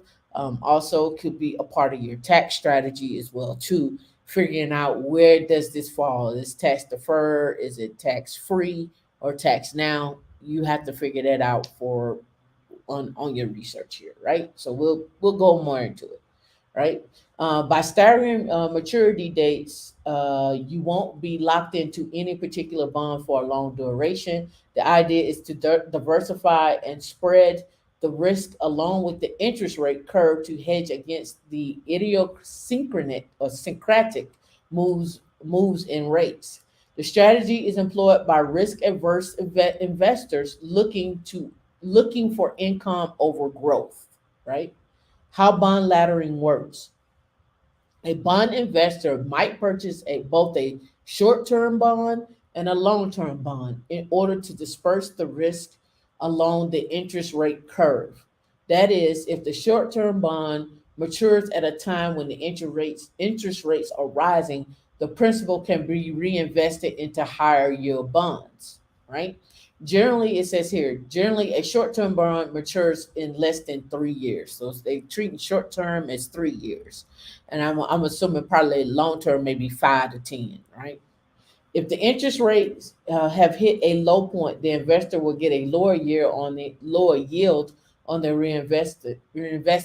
However, the investor still holds the long term bonds that are earning a more favorable rate. Essentially, a bond laddering is a strategy to reduce the risk or increase the opportunity of making money on an upward swing in interest rates. In the times of historically low interest rates, this strategy helps investors locking in a poor return for a long time. Right? Rungs. By taking the total dollar amount you plan to invest and dividing it equally by the total number of years for which you wish to have a ladder, you will arrive at the number of bonds for this portfolio or the number of rungs on your ladder. The greater the number of rungs, the more diversified your portfolio will be, and the better protected you will be from any one company defaulting on a bond. The height of the ladder. Let me go further down. The building materials of the ladder and other benefits of bond laddering, the variations of bond laddering, and the strategies to help income. A strategic approach to investing can help you maximize your retirement income while minimizing your investment taxes. I'll read that again. A strategic approach to investing can help you maximize your retirement income and minimize your investment taxes. With no commissions on financial incentives, Vanguard Personal Advisor Service can help, blah, blah, blah, blah. But again, we want to maximize our retirement income and minimize our your investment taxes. Same thing, right? You don't want to be taxed as much. You want to reduce that as much as you can or offset if you can. So that's why I'm introducing this to you. I would tell you, Dee can give you this link, so you can look at it and read more about it. I'm gonna do some more info. I'm gonna grab some more information on it. I actually have a ton of stuff right here, but I want to get to this other strategy as well too. What's my time looking like? I got 30 more minutes, D. I got 30 more minutes. 28 more minutes. All right, so I want to get into this other one, and then I have a whole nother slew of information to get into. It's got scratch on my thing. So that particular strategy that we just looked at here, pull up here. That particular strategy is called bond laddering. Bond laddering. You said I don't know people who use their pets for TikTok and make money off of them, so I assume it. Yeah, that's why I said. That's why I'm saying that I've never seen people talk about it, but I'm assuming that applies. All right, so here we go. All right, the barbell strategy. The barbell strategy. The first one was bond strategy, and here is the barbell investment strategy. The barbell investment strategy. What is it? The barbell strategy is an investment concept that suggests that the best way to strike a balance between reward and risk is to invest in two extremes of high risk and no risk assets while avoiding the middle road choices. The barbell. So one extreme over here and one extreme over there. Let me put in the picture. One extreme over here, one extreme over there, right? Barbell. All investor strategies involves seeking the best return on investment that is possible given the degree of risk that the investor can tolerate. Investors will who follow the barbell strategy insist that the way to achieve that is to go to extremes. Understanding the barbell strategy, most investment strategies, and let me get this caveat where I'm not a financial advisor, we're not giving financial advice. I'm just sharing you information, sharing with you information that I find over time, right? For most investment strategies, creating a portfolio begins with identifying the degree of risk that the investor can tolerate. Now, this is funny. This right here is funny. I'm gonna pause right here. So, oh my God, do I have that still? Oh gosh. Did I put it on here? We're gonna pause right here because we're gonna come back because that sparked my thoughts here, and I want to pull this up. I'm hold on. I'm looking to see if I put it on here. I don't think I did. Put it. Let me see. Nope, I didn't put it on here. That's okay. That's all right. Hold on. Give me 1 second. That sparked something that I really wanted to bring up because that right there is something that's a question that you're gonna get asked. What is your risk? And I want to pull something up that I have been reading that I thought was super important. But let me pull up my book that I was reading. Let me pull up the book I was reading. I hope y'all enjoyed the books that I've been posting, or the excerpts and stuff that I've been posting on in the community channel. Here we go, right here. So I was reading along. Oh, hold on. Well, yeah, it'll let me bring it up. Cool. So I was reading along this book right here. Let me go back up to the top of this book. Um, it is called the Supernova Multiplier. It is called the Supernova Multiplier, and it's really aimed towards people who have established like financial businesses and want to grow their business, and it talks about how they should grow their business, right? And it gives different strategies to help those people grow their business. And I was like, well, what are those strategies? Rabbit hole. This is me and my rabbit hole, right? Me and my rabbit hole. We'll get back to barbell in a minute. But I actually took some notes in here. Let me see how can I find my notes in here. But nevertheless, let me look at the chapters. Okay, I can tell you what chapter they was in that I was reading. Director of Growth Marketing, Director of Management, Leader's Role, Radical Cultural Building. Oh man, you don't let me pull up my notes. All right, so let me scroll up. Let me go back to chapter one. But basically, in here, one of the things that they talked about was as a supernova agent, and it's a whole website for this too. It's a whole website for this. Hold on, let me pull that up too.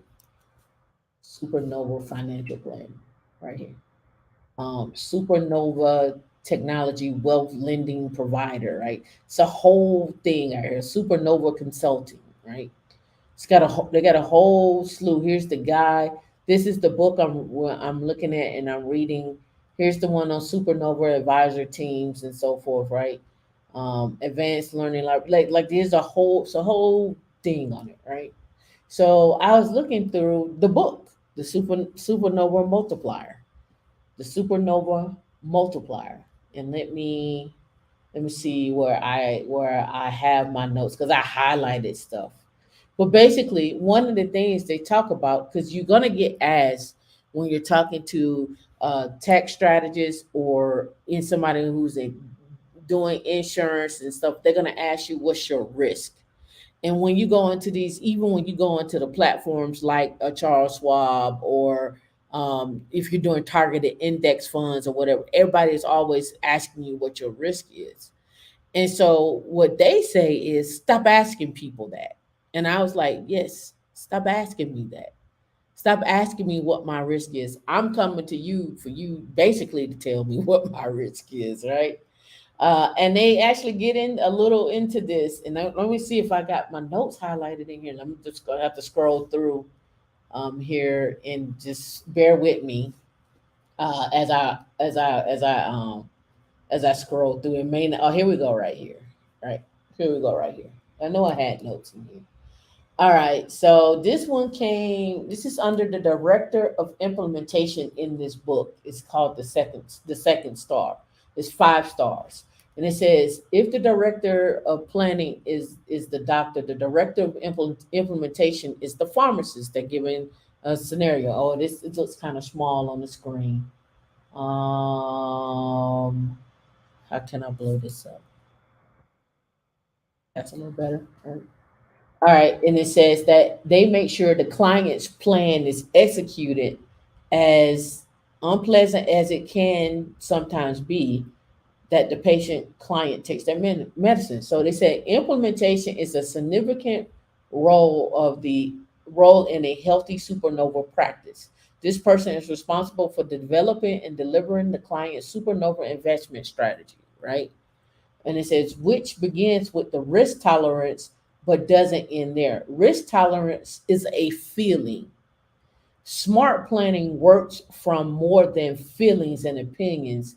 It makes the age of the client the center of the plan. Every stage in life has a financial challenge and opportunities that exist independent of risk tolerance.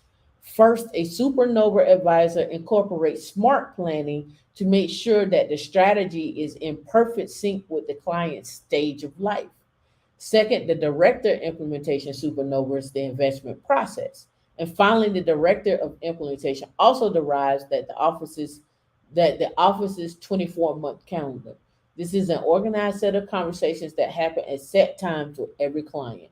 In the next chapter, we would look at topics and effectiveness of using them. So when I was reading this, I was like, man, I was like, as just somebody who's looking at talking to people from a tax strategy perspective, from an estate planning from perspective, from a health planning perspective. Like again, when I talk about your estate, like what goes into that. We talked about your estate portfolio. When I was looking at this, I was like, man, the different strategies change could change at depending on your stage of life, right? And when I say that, we also need to not just focus on age at that time, but your health included in that, because you could be, you could be healthy in one area and deficient in the other, right? So when I was looking at this, I was like, oh, this is this is this is on the other end. I'm looking at it from the person that is talking to me, right? I'm looking at it I'm the agent, and what are they going to say to me? So what is the game plan the agent has to say to me? Figuring that out and how they're talking to me is important to me. And the only reason why I'm saying it is someone who's actually going through this and looking at things like, oh, well, that's why they ask that question. Oh, this is what they mean. Here's the script, right? Knowing when they're reading you a script and knowing that that script don't work on you is two different things. You got to know when that script don't work on the client, but this gives you an advantage, right? But here, this is what they say we will look at topics of effectiveness using what specific, measurable, attainable, result focused, time bound. That is what the smart is planning that they're talking about. Specific, measurable, attainable, result focused, time bound. Now, forget investing right now and go with me here.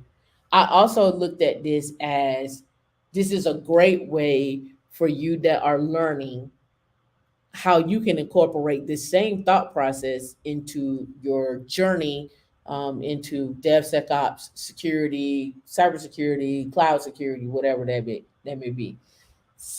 Be smart about it if you want to use their term. Be specific, measurable, attainable, result focused, time bound. Okay, so what does that mean to you, Tamika? Why are you telling us this, and how should we interpret this? Okay, interpret it this way. You got a specific goal you want to obtain, whether it's you want to get your degree in cyber, you want to study for a certification, or you want to level up at your job. So it's specific. Measurable, to me, measurable means, okay, when I get this, how much time am I going to take in order, or when I'm starting this, how much time is it going to take for me to do this, right? So I need to measure out my time. And that's how I look at measurable. Like, and then I also look at measurable, like what does this skill, again, I always look at skills as I add my skill, I'm going to add an asset, because if I add a skill, I want to get paid for my skill. So I'm going to want to make more money with that skill, and I'm going to make more money, and I'm going to add an asset, right? So that's how I look at it, right? Obtainable, attainable, meaning, is it possible? Can I do this? And what's going to be the result when I do this, and how much time I need to time box that. I don't need to take 5 years to make this goal work. I need to time box this, right? Be smart about smart planning. That's how I look at it. Drop a one in the chat if that makes sense. Drop a two if you like, hey, you reaching. Hey, you reaching. Right? But smart, specific, measurable, attainable, result focused, time bound. That's part of the supernova multiplier. But I thought it was super dope. And I was like, oh yeah, I could see how that would work, right? I could see how that would work. So I'm gonna keep reiterating that one. I'll post this in the community channel. Specific, measurable, attainable, result focused, time bound, right? That's that is going to be part of that's going to help you plan your journey, right? Your road to 200K, right? Your road to 200K, planning your journey, right? Planning your journey, right? And let me see what else I had in here. I had highlighted some other stuff while I'm in here. Hold on. I'm just trying to go through. It may be in another chapter. I told you I was reading through here. I'll come back and read. I got to read more of this book. I got to read more of this book. Let's see, that's chapter 3, 90 days, 90 prospects. Let me see. I don't think it was in here. Let me scroll. They're just telling you what you need to do to get your 90 prospects up in 90 days, how to grow your business. Use incentives to influence your growing your practice. I don't think so, but it's pretty cool. Like, if you read this book, you sure enough understand how people market stuff to you and how people look at you, right? Supernova. That's what supernova multiplier. Then they go into mastermind groups, giving to give, leveraging social media, leveraging debt, leveraging debt to your client's advantage. All right, so let me look. I think that was one of the ones that where I highlighted stuff. Yep. All right. So this is what all right. So again, like I said, I was just going through the chapters. I haven't read the whole book. I was going through the chapters and what they had. That seemed interesting. Let me read that part, right? So their thought process is this. Think of debt in three categories. Think of debt in three categories. Right. All right. And this one right here, look. When it comes to debt, words matter. Words matter. The words your clients, the words your clients and you use are critically important for understanding the strategic use of debt instruments. Unfortunately, and restrictively, most people vocabulary on debt are two words: bad and necessary. I don't entirely disagree, but let's not stop at two. let's add strategic and even enriching. When you talk about it with your clients, remember that you owe, and look at how owe it's spelled out here, OWE. You owe them the opportunity to discuss that. With this simple mnemonic acronym, you move it from the hidden to happening. People often have an emotional reaction when they hear the word debt. It's your job to bring it into the conversation, educate the client, and have it as a part of their overall financial plan. In conversations with your clients, lift debt from taboo to topical, right? Think of debt in three categories. The acronym O, oppressive, right? Oppressive debt, paying more than 10% interest in oppressive debt. Most credit card balances are oppressive debt. Plenty of people, including some high net worth households, you are advising and prospecting have experienced oppressive debt. It's deliberating. It can be soul crushing to an individual carrying that burden, right? Working debt, a mortgage of 4% or equally low interest rate student loan will be considered working debt. It is money borrowed to acquire an appreciating asset. Keywords there, appreciating asset, um, that will otherwise be out of reach. This is an example of us debt using debt as a tool, right? This working debt may also provide some tax advantages. So we just talked about the Augusta rule. We also talked about the 179, all right, with the car being over 6,000 pounds. He also talked about three other strategies on that video, right? And I keep talking to you all about assets and what they look like, right? Again, having those assets work for you. And we also talked about tax advantages, right? We talked about a lot of things, but I hope you're all getting it. I hope y'all taking notes, right? It also says, unfortunately, it's also kind of debt that millions of people are paying down as if it's oppressive debt. In reality, working debt bad rap is usually more about psychology and the fiscal law. Excuse me, fiscalology. It's more about how your clients view these debts that and then how the debts affect the client's financial picture. Enriching debt. With this type of debt, you're thinking about acting like a corporate CFO. Damn it. And back to that again, huh? Keep talking about thinking about yourself as a corporate CFO, like a business. Dang. Hmm. We keep talking about that, huh? You see a recurring theme, huh? It ain't just from me.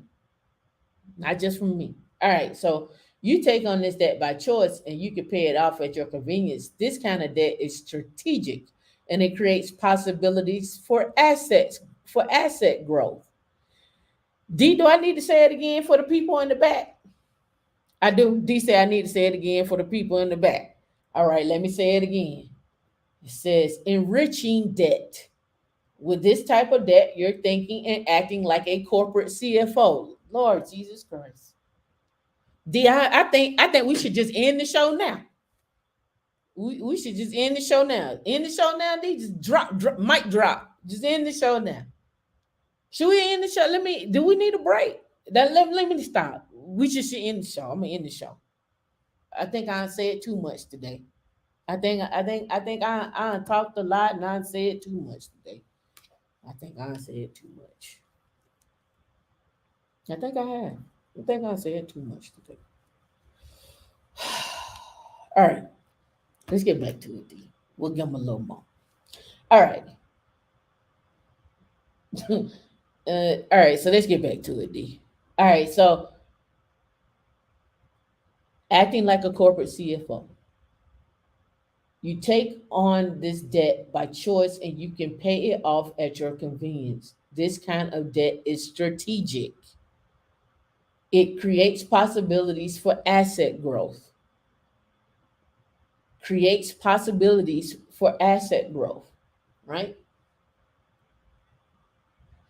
Apple, one of the world's most valuable companies, is sitting on $257 billion in cash while choosing to have $148 billion in debt. Is the CFO an idiot? Of course not. Apple CFO, like all true CFOs, value liquidity and flexibility. O are three flavors of debt. And just as your financial services and products are not all one size fits all, neither is debt. For example, debt would be unnecessary for a retired client who needs less than 3% annually after tax from their portfolio. You probably advise clients like this all the time. They have a pension and social security and they live sensibly and always have. But what about the client that needs more? Inflation is 9%. 4% on a million is 40,000. What you doing? Where you at? What you living in? Is your house paid for? Is the car paid for? You don't have a car? What's going on? Do you have grandkids? Is your health any good? Are you healthy? If you're not healthy and you got 40,000, what's up? Like they say, real triller, what's up? All right. But what about the client who needs more? If the client needs 4%, 5%, 6% from their portfolio, they will have to take risks, right? You and I don't know how many of you are prone to take risks at 70 years old, at 67. What type of risk are you taking? So that's why I talk about these things, tax strategies, asset increase, increase and buying assets that are appreciating. When we talk about what assets can we buy, remember that 600K? I still have that. I need to put that. I need to make a book. I've been looking at making a book. I need to make a book. Do you think we should make a book? I need to make a book. All right, so back to it. This means strategic asset allocation or strategic debt. Both high risk asset allocation and taking on debt have a risk associated with them. Doesn't make sense to choose the less risky option when faced with two types of risk. Strategic debt at 3% frees up dollars that can generate 5%. That's the CFO thinking. That's the CFO thinking. And what about the client who needs 7% or more? You need to have debt management in your toolkit, period. All this makes a strong argument against one of the standard questions in any introduction, any client introduction. This is where I was going with this. Um, where I was going with this. What's your tolerance risk? My answer is who cares? A cardiologist doesn't ask you what your tolerance risk for pain before treating you. They run the diagnostics. They study the literature. They propose a treatment plan. My feelings or fears reside only on the margins of decision making. They are important. However, they don't drive the decisions. Advisors, especially supernovas, can learn from this approach. Stop asking about risk tolerance, a feeling, and start working with the goals and the resources, the facts that you already know. The facts that you already know. So that's what I was getting at earlier. When you talk to a lot of these advisors and when I say advisors, I mean like Charles Schwab or financial advisors. Like, what's your risk? What's your risk? Stop asking me. Let's not ask me what my risk is. Let's stick to the facts. This my debt. Here's my tax return. This how much money I make. Let's work this thing out. What we got? Oh, here's some tax strategies that I would like to implement. Educate yourself as the client on these different tax strategies. So when you go sit down and talk to your CPA or what have you, and you can be like, "So you don't know nothing about this? Well, okay, well, okay. So this ain't so you don't know nothing. Oh, okay. So this ain't gonna work for me. This ain't gonna work for me, right? This ain't gonna work for me, right?" It says, and then they talk about Tom Adams Anderson, and I have not went out and looked at this book yet, but they got his excerpts in here, and they talk about the value of debt. Take these ideas and expand on them exponentially. His book is called The Value of Debt. I highly recommend this book. I was honored to be invited to write the books forward and agree immediately being impressed by his book. And so they go into talking about his book. He talks about debt is not the right approach for every client, but every single advisor should have a philosophy on debt that goes beyond it's bad, pay it down. How are you going to develop that philosophy? It says, my guess is you didn't learn much about debt in undergrad or B school in your training. Just walking into work, you trip over equity strategies. Debt, you must become an expert yourself, and don't discount the instruments because you don't make a big number when you close one.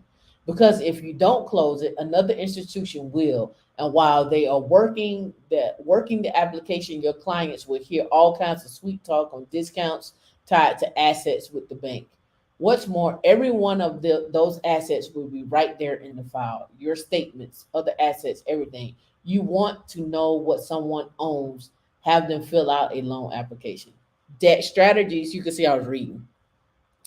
Debt strategies and products give advisors both an offensive and a defensive play. If you're taking the loan app, it's who you when if you're taking the loan app, it's you who sees the assets, all of them right away, and you can provide a discount with assets move. But defense may be the most potent way to think about debt. Supernova does an amazing job of building a wall around your clients.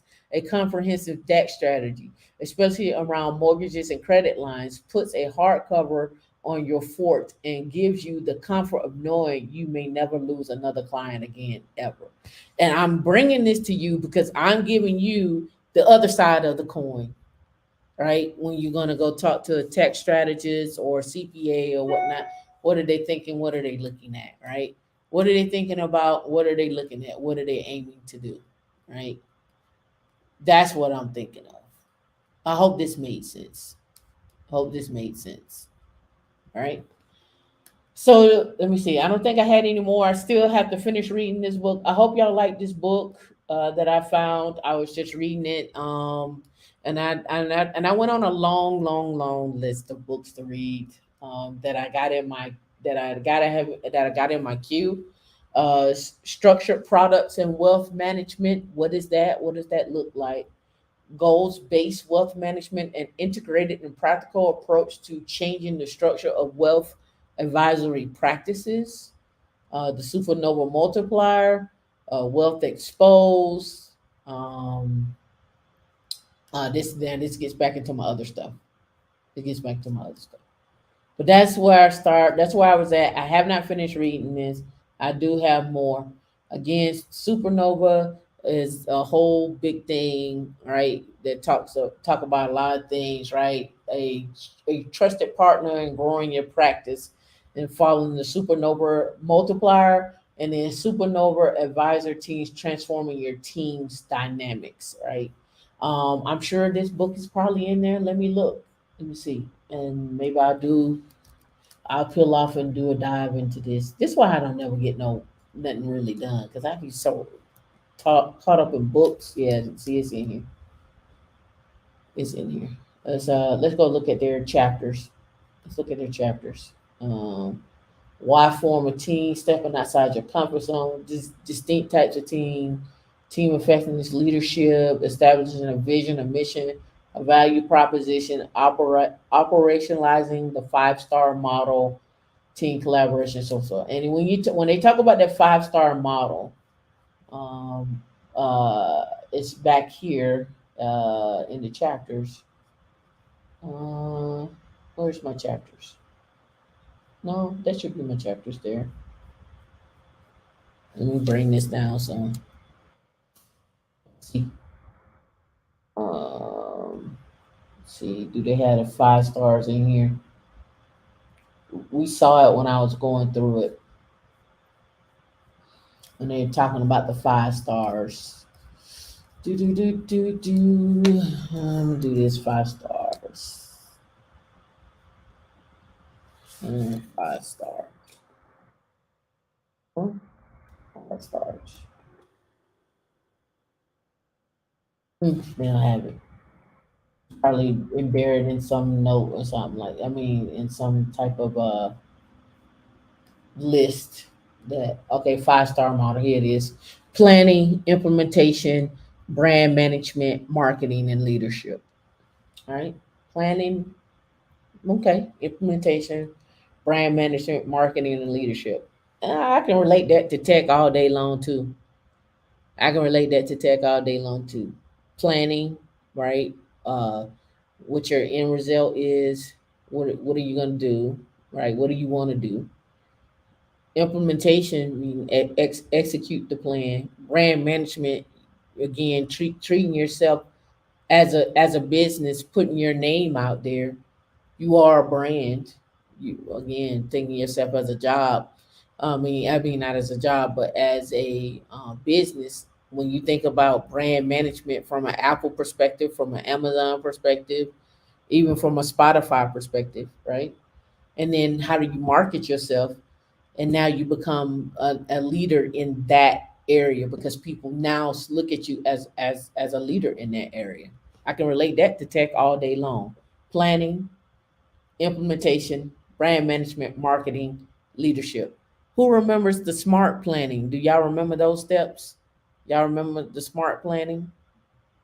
Do y'all remember that? Because I hope somebody took notes. Somebody drop in the chat the smart planning. Drop in the chat. Smart planning. Do y'all remember that? Bet you don't. I know you. I went through it too quick for you to remember that. Do you remember it? Did you take notes, D? D's like, no, she didn't take notes either. All right, let me go back and see if I can find it. Find the actual joint so y'all can bring it up. If somebody write in the chat, that'd be cool. Let me find out where that was at though.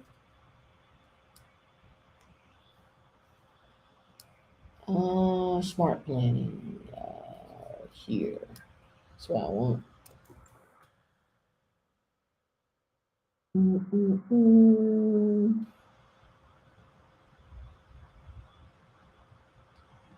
Oh, it's in chapter 2. Did I miss it?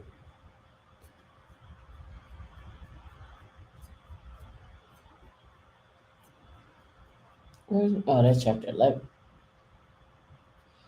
Let's go to chapter 2. It didn't jump to it. I don't know why I didn't jump to it, but whatever. Right there. There we go. Specific, measurable, attainable, result focused, time bound. I gave you the 5 stars of supernova, which you can apply. But here, free got the notes. Free's like, I took notes to him. Free came through with the notes. I see you, Free. Specific, attainable, specific, measurable, attainable, result focused, time bound. That's the notes. Free came through with the notes. All right. I say all that to say, back to the barbell method, the barbell strategy. Like I know y'all like, we don't want to go back to the barbell strategy. We like the supernova stuff. Give us more of the supernova multiplier. All right. All right, barbell strategy. We'll go over again. Understanding the barbell strategy, right? Two extremes. You're investing in two extremes, right? Two extremes. Hence the word barbell. All right. For most investment strategies, creating a portfolio begins with identifying the degree of risk. Now, totally opposite of what Supernova is just talking about. Totally opposite, right? Totally opposite of what Supernova was just talking about, right? A young professional may be ready to take plenty of risks. A retiree may depend upon steady income. Again, we're going based on facts. We're going based on facts. So the strategist creates a portfolio that divides the money into 3 or more pools, each representing a category of risk. Speculative stocks such as initial IPOs or small biotechnology companies are highly risky. Blue chips are less risky, but still vulnerable to ups and downs in the economy. And bonds are safer, and bank certificates are CDs. So I introduced to you earlier the the um the bond laddering. That's more conservative, right? For dudes that don't want to get into too much risk. So you can do the bonds, right? And you can also set your portfolios up this way too. You can do bonds, then you can do your little blue chips, and then you can be highly risky, right? But then again, you got to know what you're doing. Knows this is not financial advice. This is something you can do, right? A young investor might put 40% in speculative stocks, 40% in blue chips, and 20% in bonds. The retiree may keep 80% in bonds and 20% in blue chip. Each is pursuing the best possible return for the appropriate level of risk. Barbell strategy for stock investors. Followers of the barbell strategy will argue that the middle of the risk spectrum should be ignored. The barbell strategy advocates pairing two distinctively different types of assets. One basket holds extremely safe investments, while the other holds highly leveraged and speculative investments, right?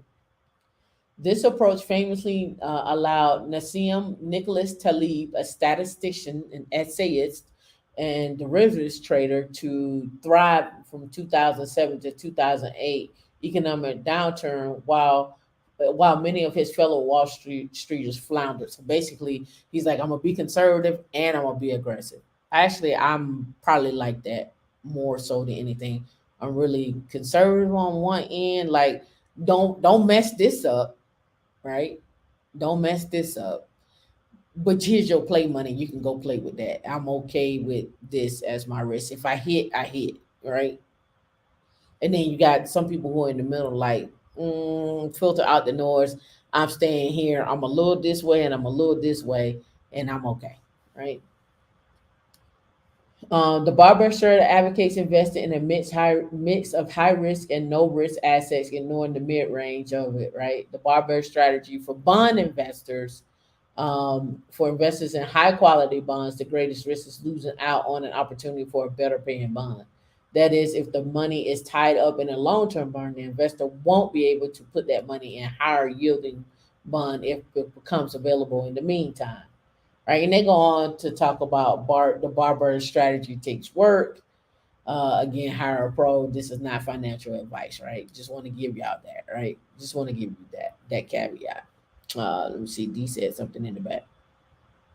Yeah, yeah. I know it's 2:30.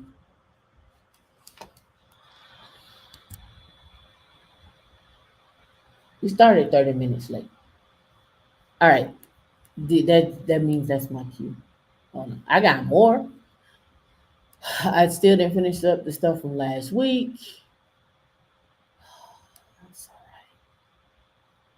I'm gonna have to start having. I'm gonna start having doing pre-recorded sessions because I be having so much. We still ain't got to talk about BlackRock and Coinbase. We ain't got to talk about the new currency. We don't. We still haven't talked about uh, just my random thought conversation here. This is this morning with Alex Jones. I don't know if y'all saw this. The guy that their family took him to court, and he was like he punitive damage to the Sandy Hook parents, 45.2 million. I'm like I guess he got to file for bankruptcy. Uh, I wanted to talk about this guy here. Those coins. Oh yeah, that's where the bond lettering came from. I'll pull it over in a minute. Hmm. So much, so much. Oh, I didn't even get a chance to talk about this. All right, I'm gonna end on this, D. I'm gonna end on this. I promise. No lie, no lie, no lie. Let me double check. No lie, but let me double check. Uh, this, um, this was from last week that I didn't get a chance to talk about.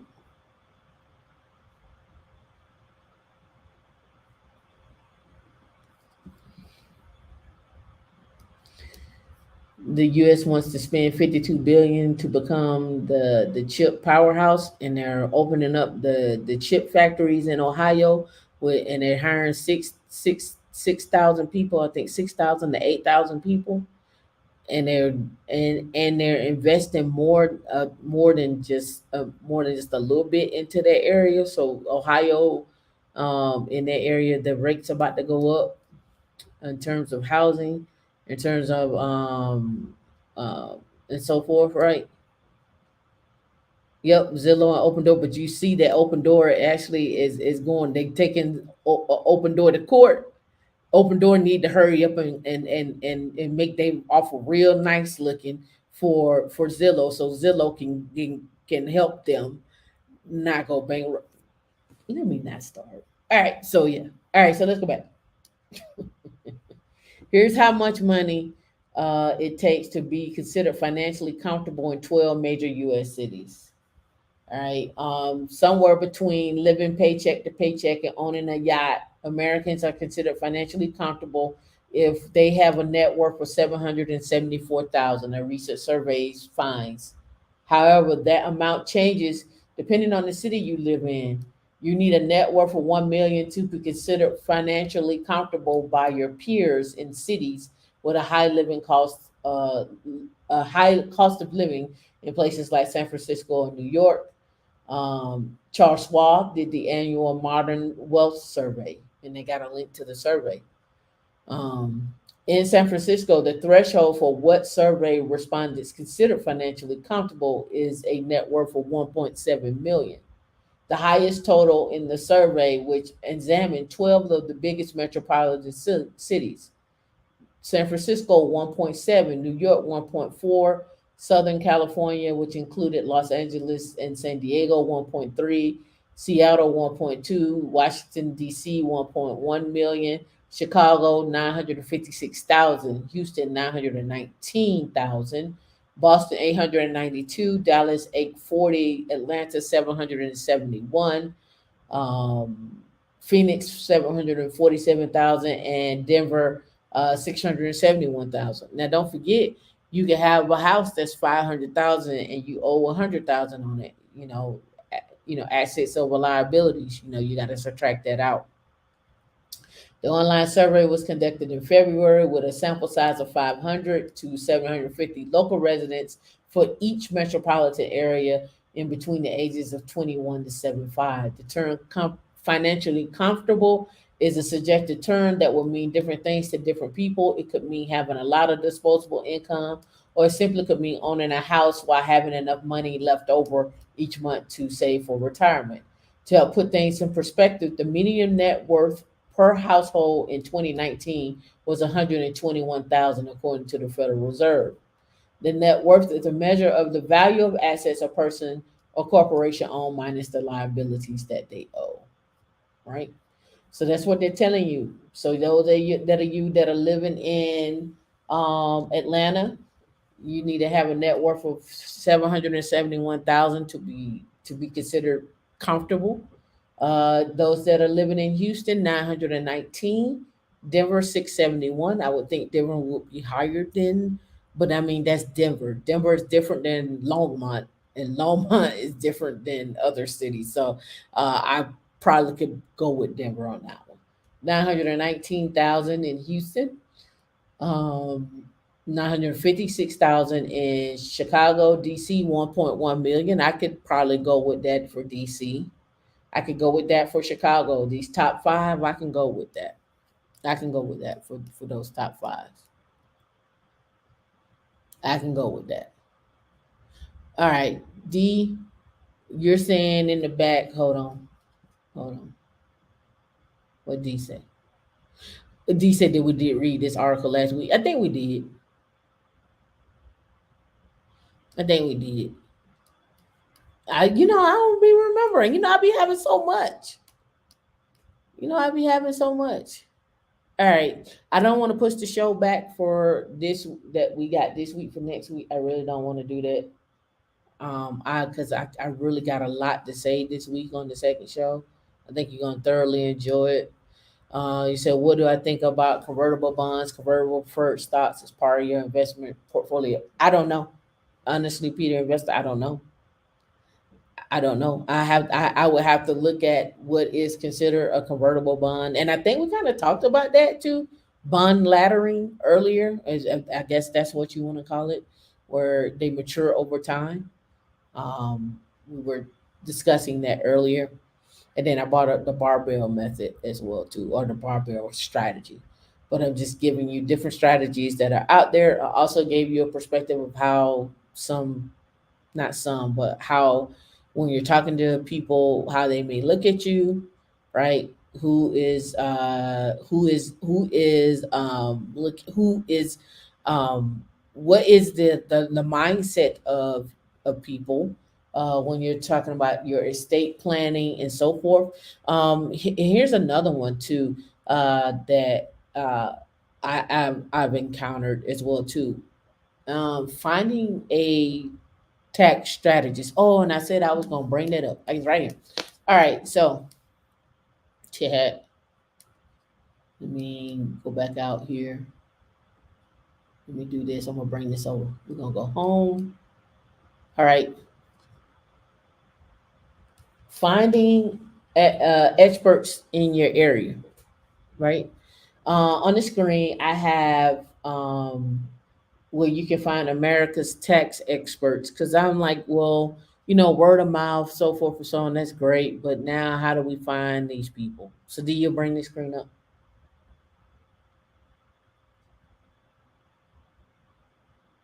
All right. So, enrolled agents are America's tax expert. When you're listening to Carlton Dennis, he's an enrolled agent. So, how do you find how do you find an enrolled agent in your area? Um, EAs are only federal licensed tax preparer who have unlimited rights to represent taxpayers before the IRS. Right? Yeah, yeah, he is an enrolled agent. So again, when we're talking about this, what are you looking for? Bookkeeping, business tax preparation, pensions, annuities, IRAs, sales tax, this, that, and other. And my thought process on this is twofold, probably threefold. My thought process on this is you're gonna need to read. And the reason why I say you need to read is so you understand, number one, what the information is before you get there. I know it's a shot in the foot, right? Um, but the reason why I say that is so I'm very, very big on having knowledge before I get there so that the language doesn't confuse me or doesn't make sense to me, right? Or if I get there, they tell me something, I'm like, I gotta, I gotta take notes, and then I come back to you because I'm not sure if I want to do that. I don't flim flam me, right? Uh, but again, what I have found is also this too. When trying to reach out, I'm very big on customer service.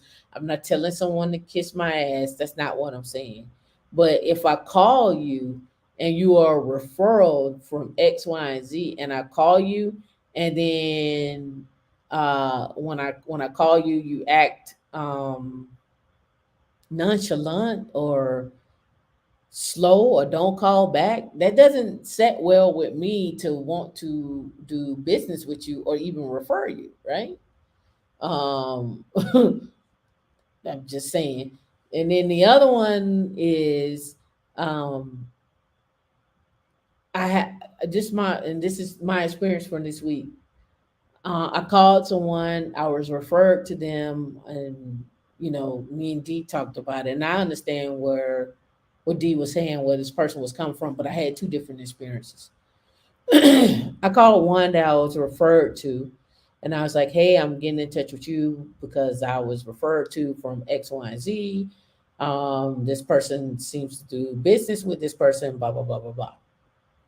So then the person uh, who answered the phone was like, "Well, are you a client already? And I was like, well, no, I'm not a client. I could be a potential client. I was referred to this person from, because they do business with this person. They do, they set up their life insurance policy and so forth and so on. So he referred me to you. So I'm calling you. So then the next question was, well, what in particular do you need? And I'm like, this is a CPA office. I was referred to you. And I was like, well, I mean, oh, okay, I'll tell you what I need. But I'm still not getting this warm fuzzy. It's what I was looking for, right? And then she proceeded to say, well, if you tell me exactly all the things that you need, I can make sure I relay the message to him, and then go from there. But it wasn't like she was gonna relay the message, right? You know how you get with people and you be like, You're not gonna even relay the message or nothing like that, right?" So anyway, I went through this 15-minute conversation of explaining what I wanted and what I'm trying to do, and then that's when the ears perked up. I love it when when you drop numbers on people, they be like, oh, oh, oh, oh. So once I did that, then it was the what threw me for a loop was, uh yeah, I get it. They can set up your LLC. I get it. I get it. I get it. But here's my thing. If I say I'm a referral and I could be a potential client, you can simply say like, he's busy right now. Let me find out when he's free, and let me take a message. Or you can go to our website and fill out, get on our calendar list and input your information, and then go from there. So I get where she was coming from, but it didn't. I didn't get the warm fuzzy. So I called one of my one of the guys that I do a whole life insurance policy with, and I asked, "Hey, do you have somebody that can help me with my taxes before the end of the year? Because I see a potential X, Y, and Z about to happen, and I'm just trying to make sure I get ahead of this thing before it blows up." So then that conversation is like, "Yep, I got somebody for you." Boo, boo, boo, boo. I'm gonna do a virtual introduction. Okay, cool. So did the virtual introduction. I hadn't even responded yet. 10 minutes later, it was, "Dear Miss Reed, thank you for reaching out to us. We would love to do business with you. Here's here's some things that we can do. Here's some steps that we need to take in order to get everything set up." And before I could finish reading that email, I got a phone call, and phone call was like, "Hey, Miss Reed, this is such and such from the Tax Strategist Foundation, blah blah blah blah blah. And I sent you an email. I want to make sure you got it. Did you understand the information in there? Let me go through that email in a little more detail for you for what we're looking for." I was like, I can work with them. I can work with them. I just want to know, if I'm gonna work with you, that we got someone fuzzy. And the other thing that I didn't like was the person. I was like, well, I said, "Do we need to set up a Zoom call?" And so forth. And the person was like, "Nah, we won't need to set up no Zoom or nothing like that. We could just talk on the phone." I was like, I was like, "So you don't want to like know who you know?" Okay, I get it. Some people view it as desperate. I viewed it as customer service. That's how I viewed that. Yeah, I viewed it as customer service. So I get it, Alonzo. But that one my that one that put it like that. Put it like this. I was looking for warm and fuzzy. Especially if I know I'm about to come up off some cash for this consultation and strategy. That's exactly. You need a Zoom call. Exactly. They was like, nah, we're just talking on the phone. I'm like, yeah, I don't know. Yeah, that no Zoom call. Yeah, how am I supposed to ask you for 20K and you well again, how am I supposed to ask you for 20K? You don't won't have no little prep call, you don't need no little prep work, you don't need nothing. You just want me to just come in and be like, yeah, you sound like I should no, Slim Shady. Nah, that ain't it. Yeah, why you being weird with me? Exactly, and that's a white glove service. Because you don't know. Then this is the problem that I have. You don't know who I'm bringing with me, right?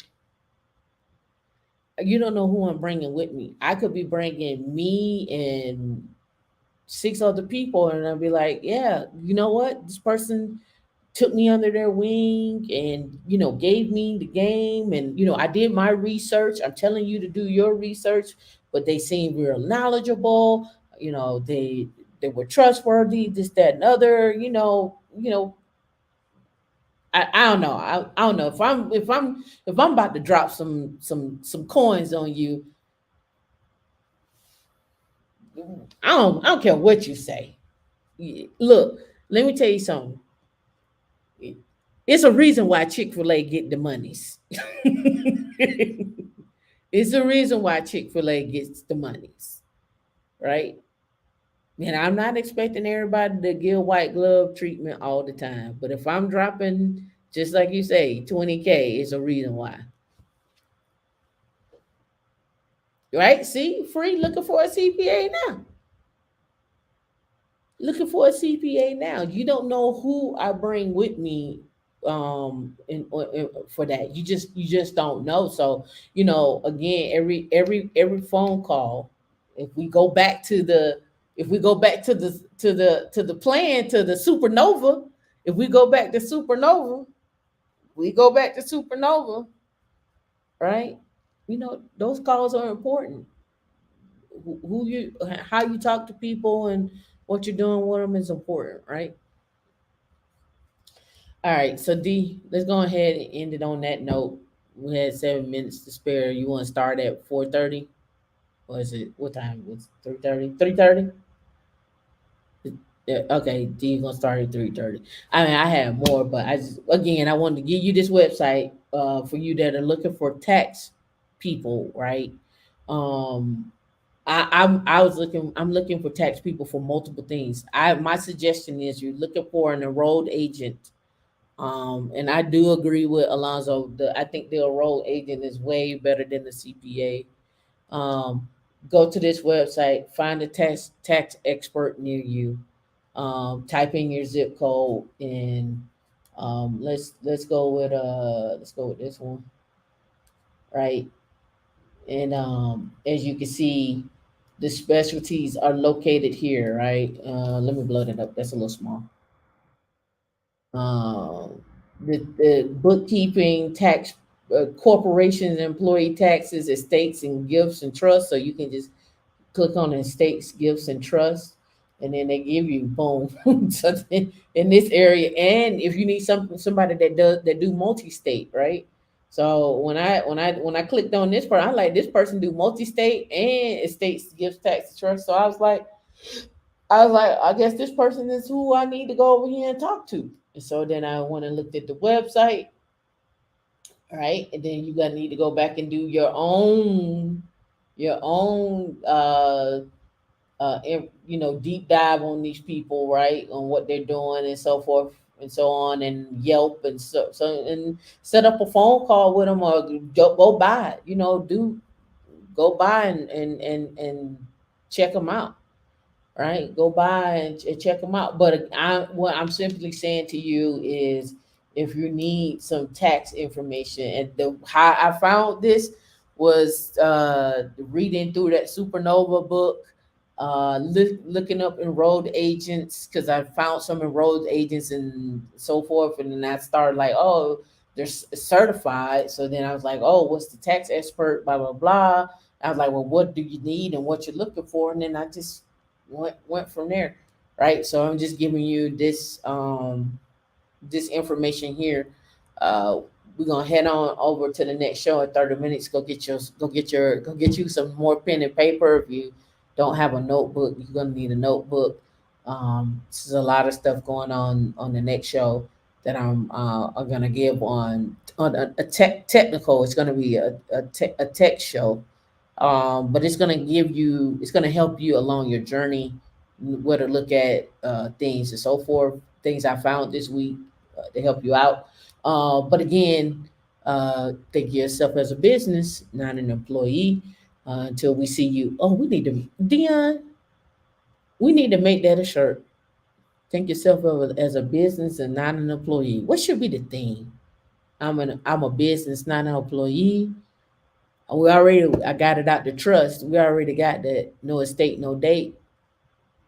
No, all CPAs aren't created equal. Some don't have business saving experience and tax advantage experience. Nope, they don't. Right? When you start talking about leverage and stuff, they be like, we don't know that. That's right. Hit the like button. Don't forget to like and subscribe.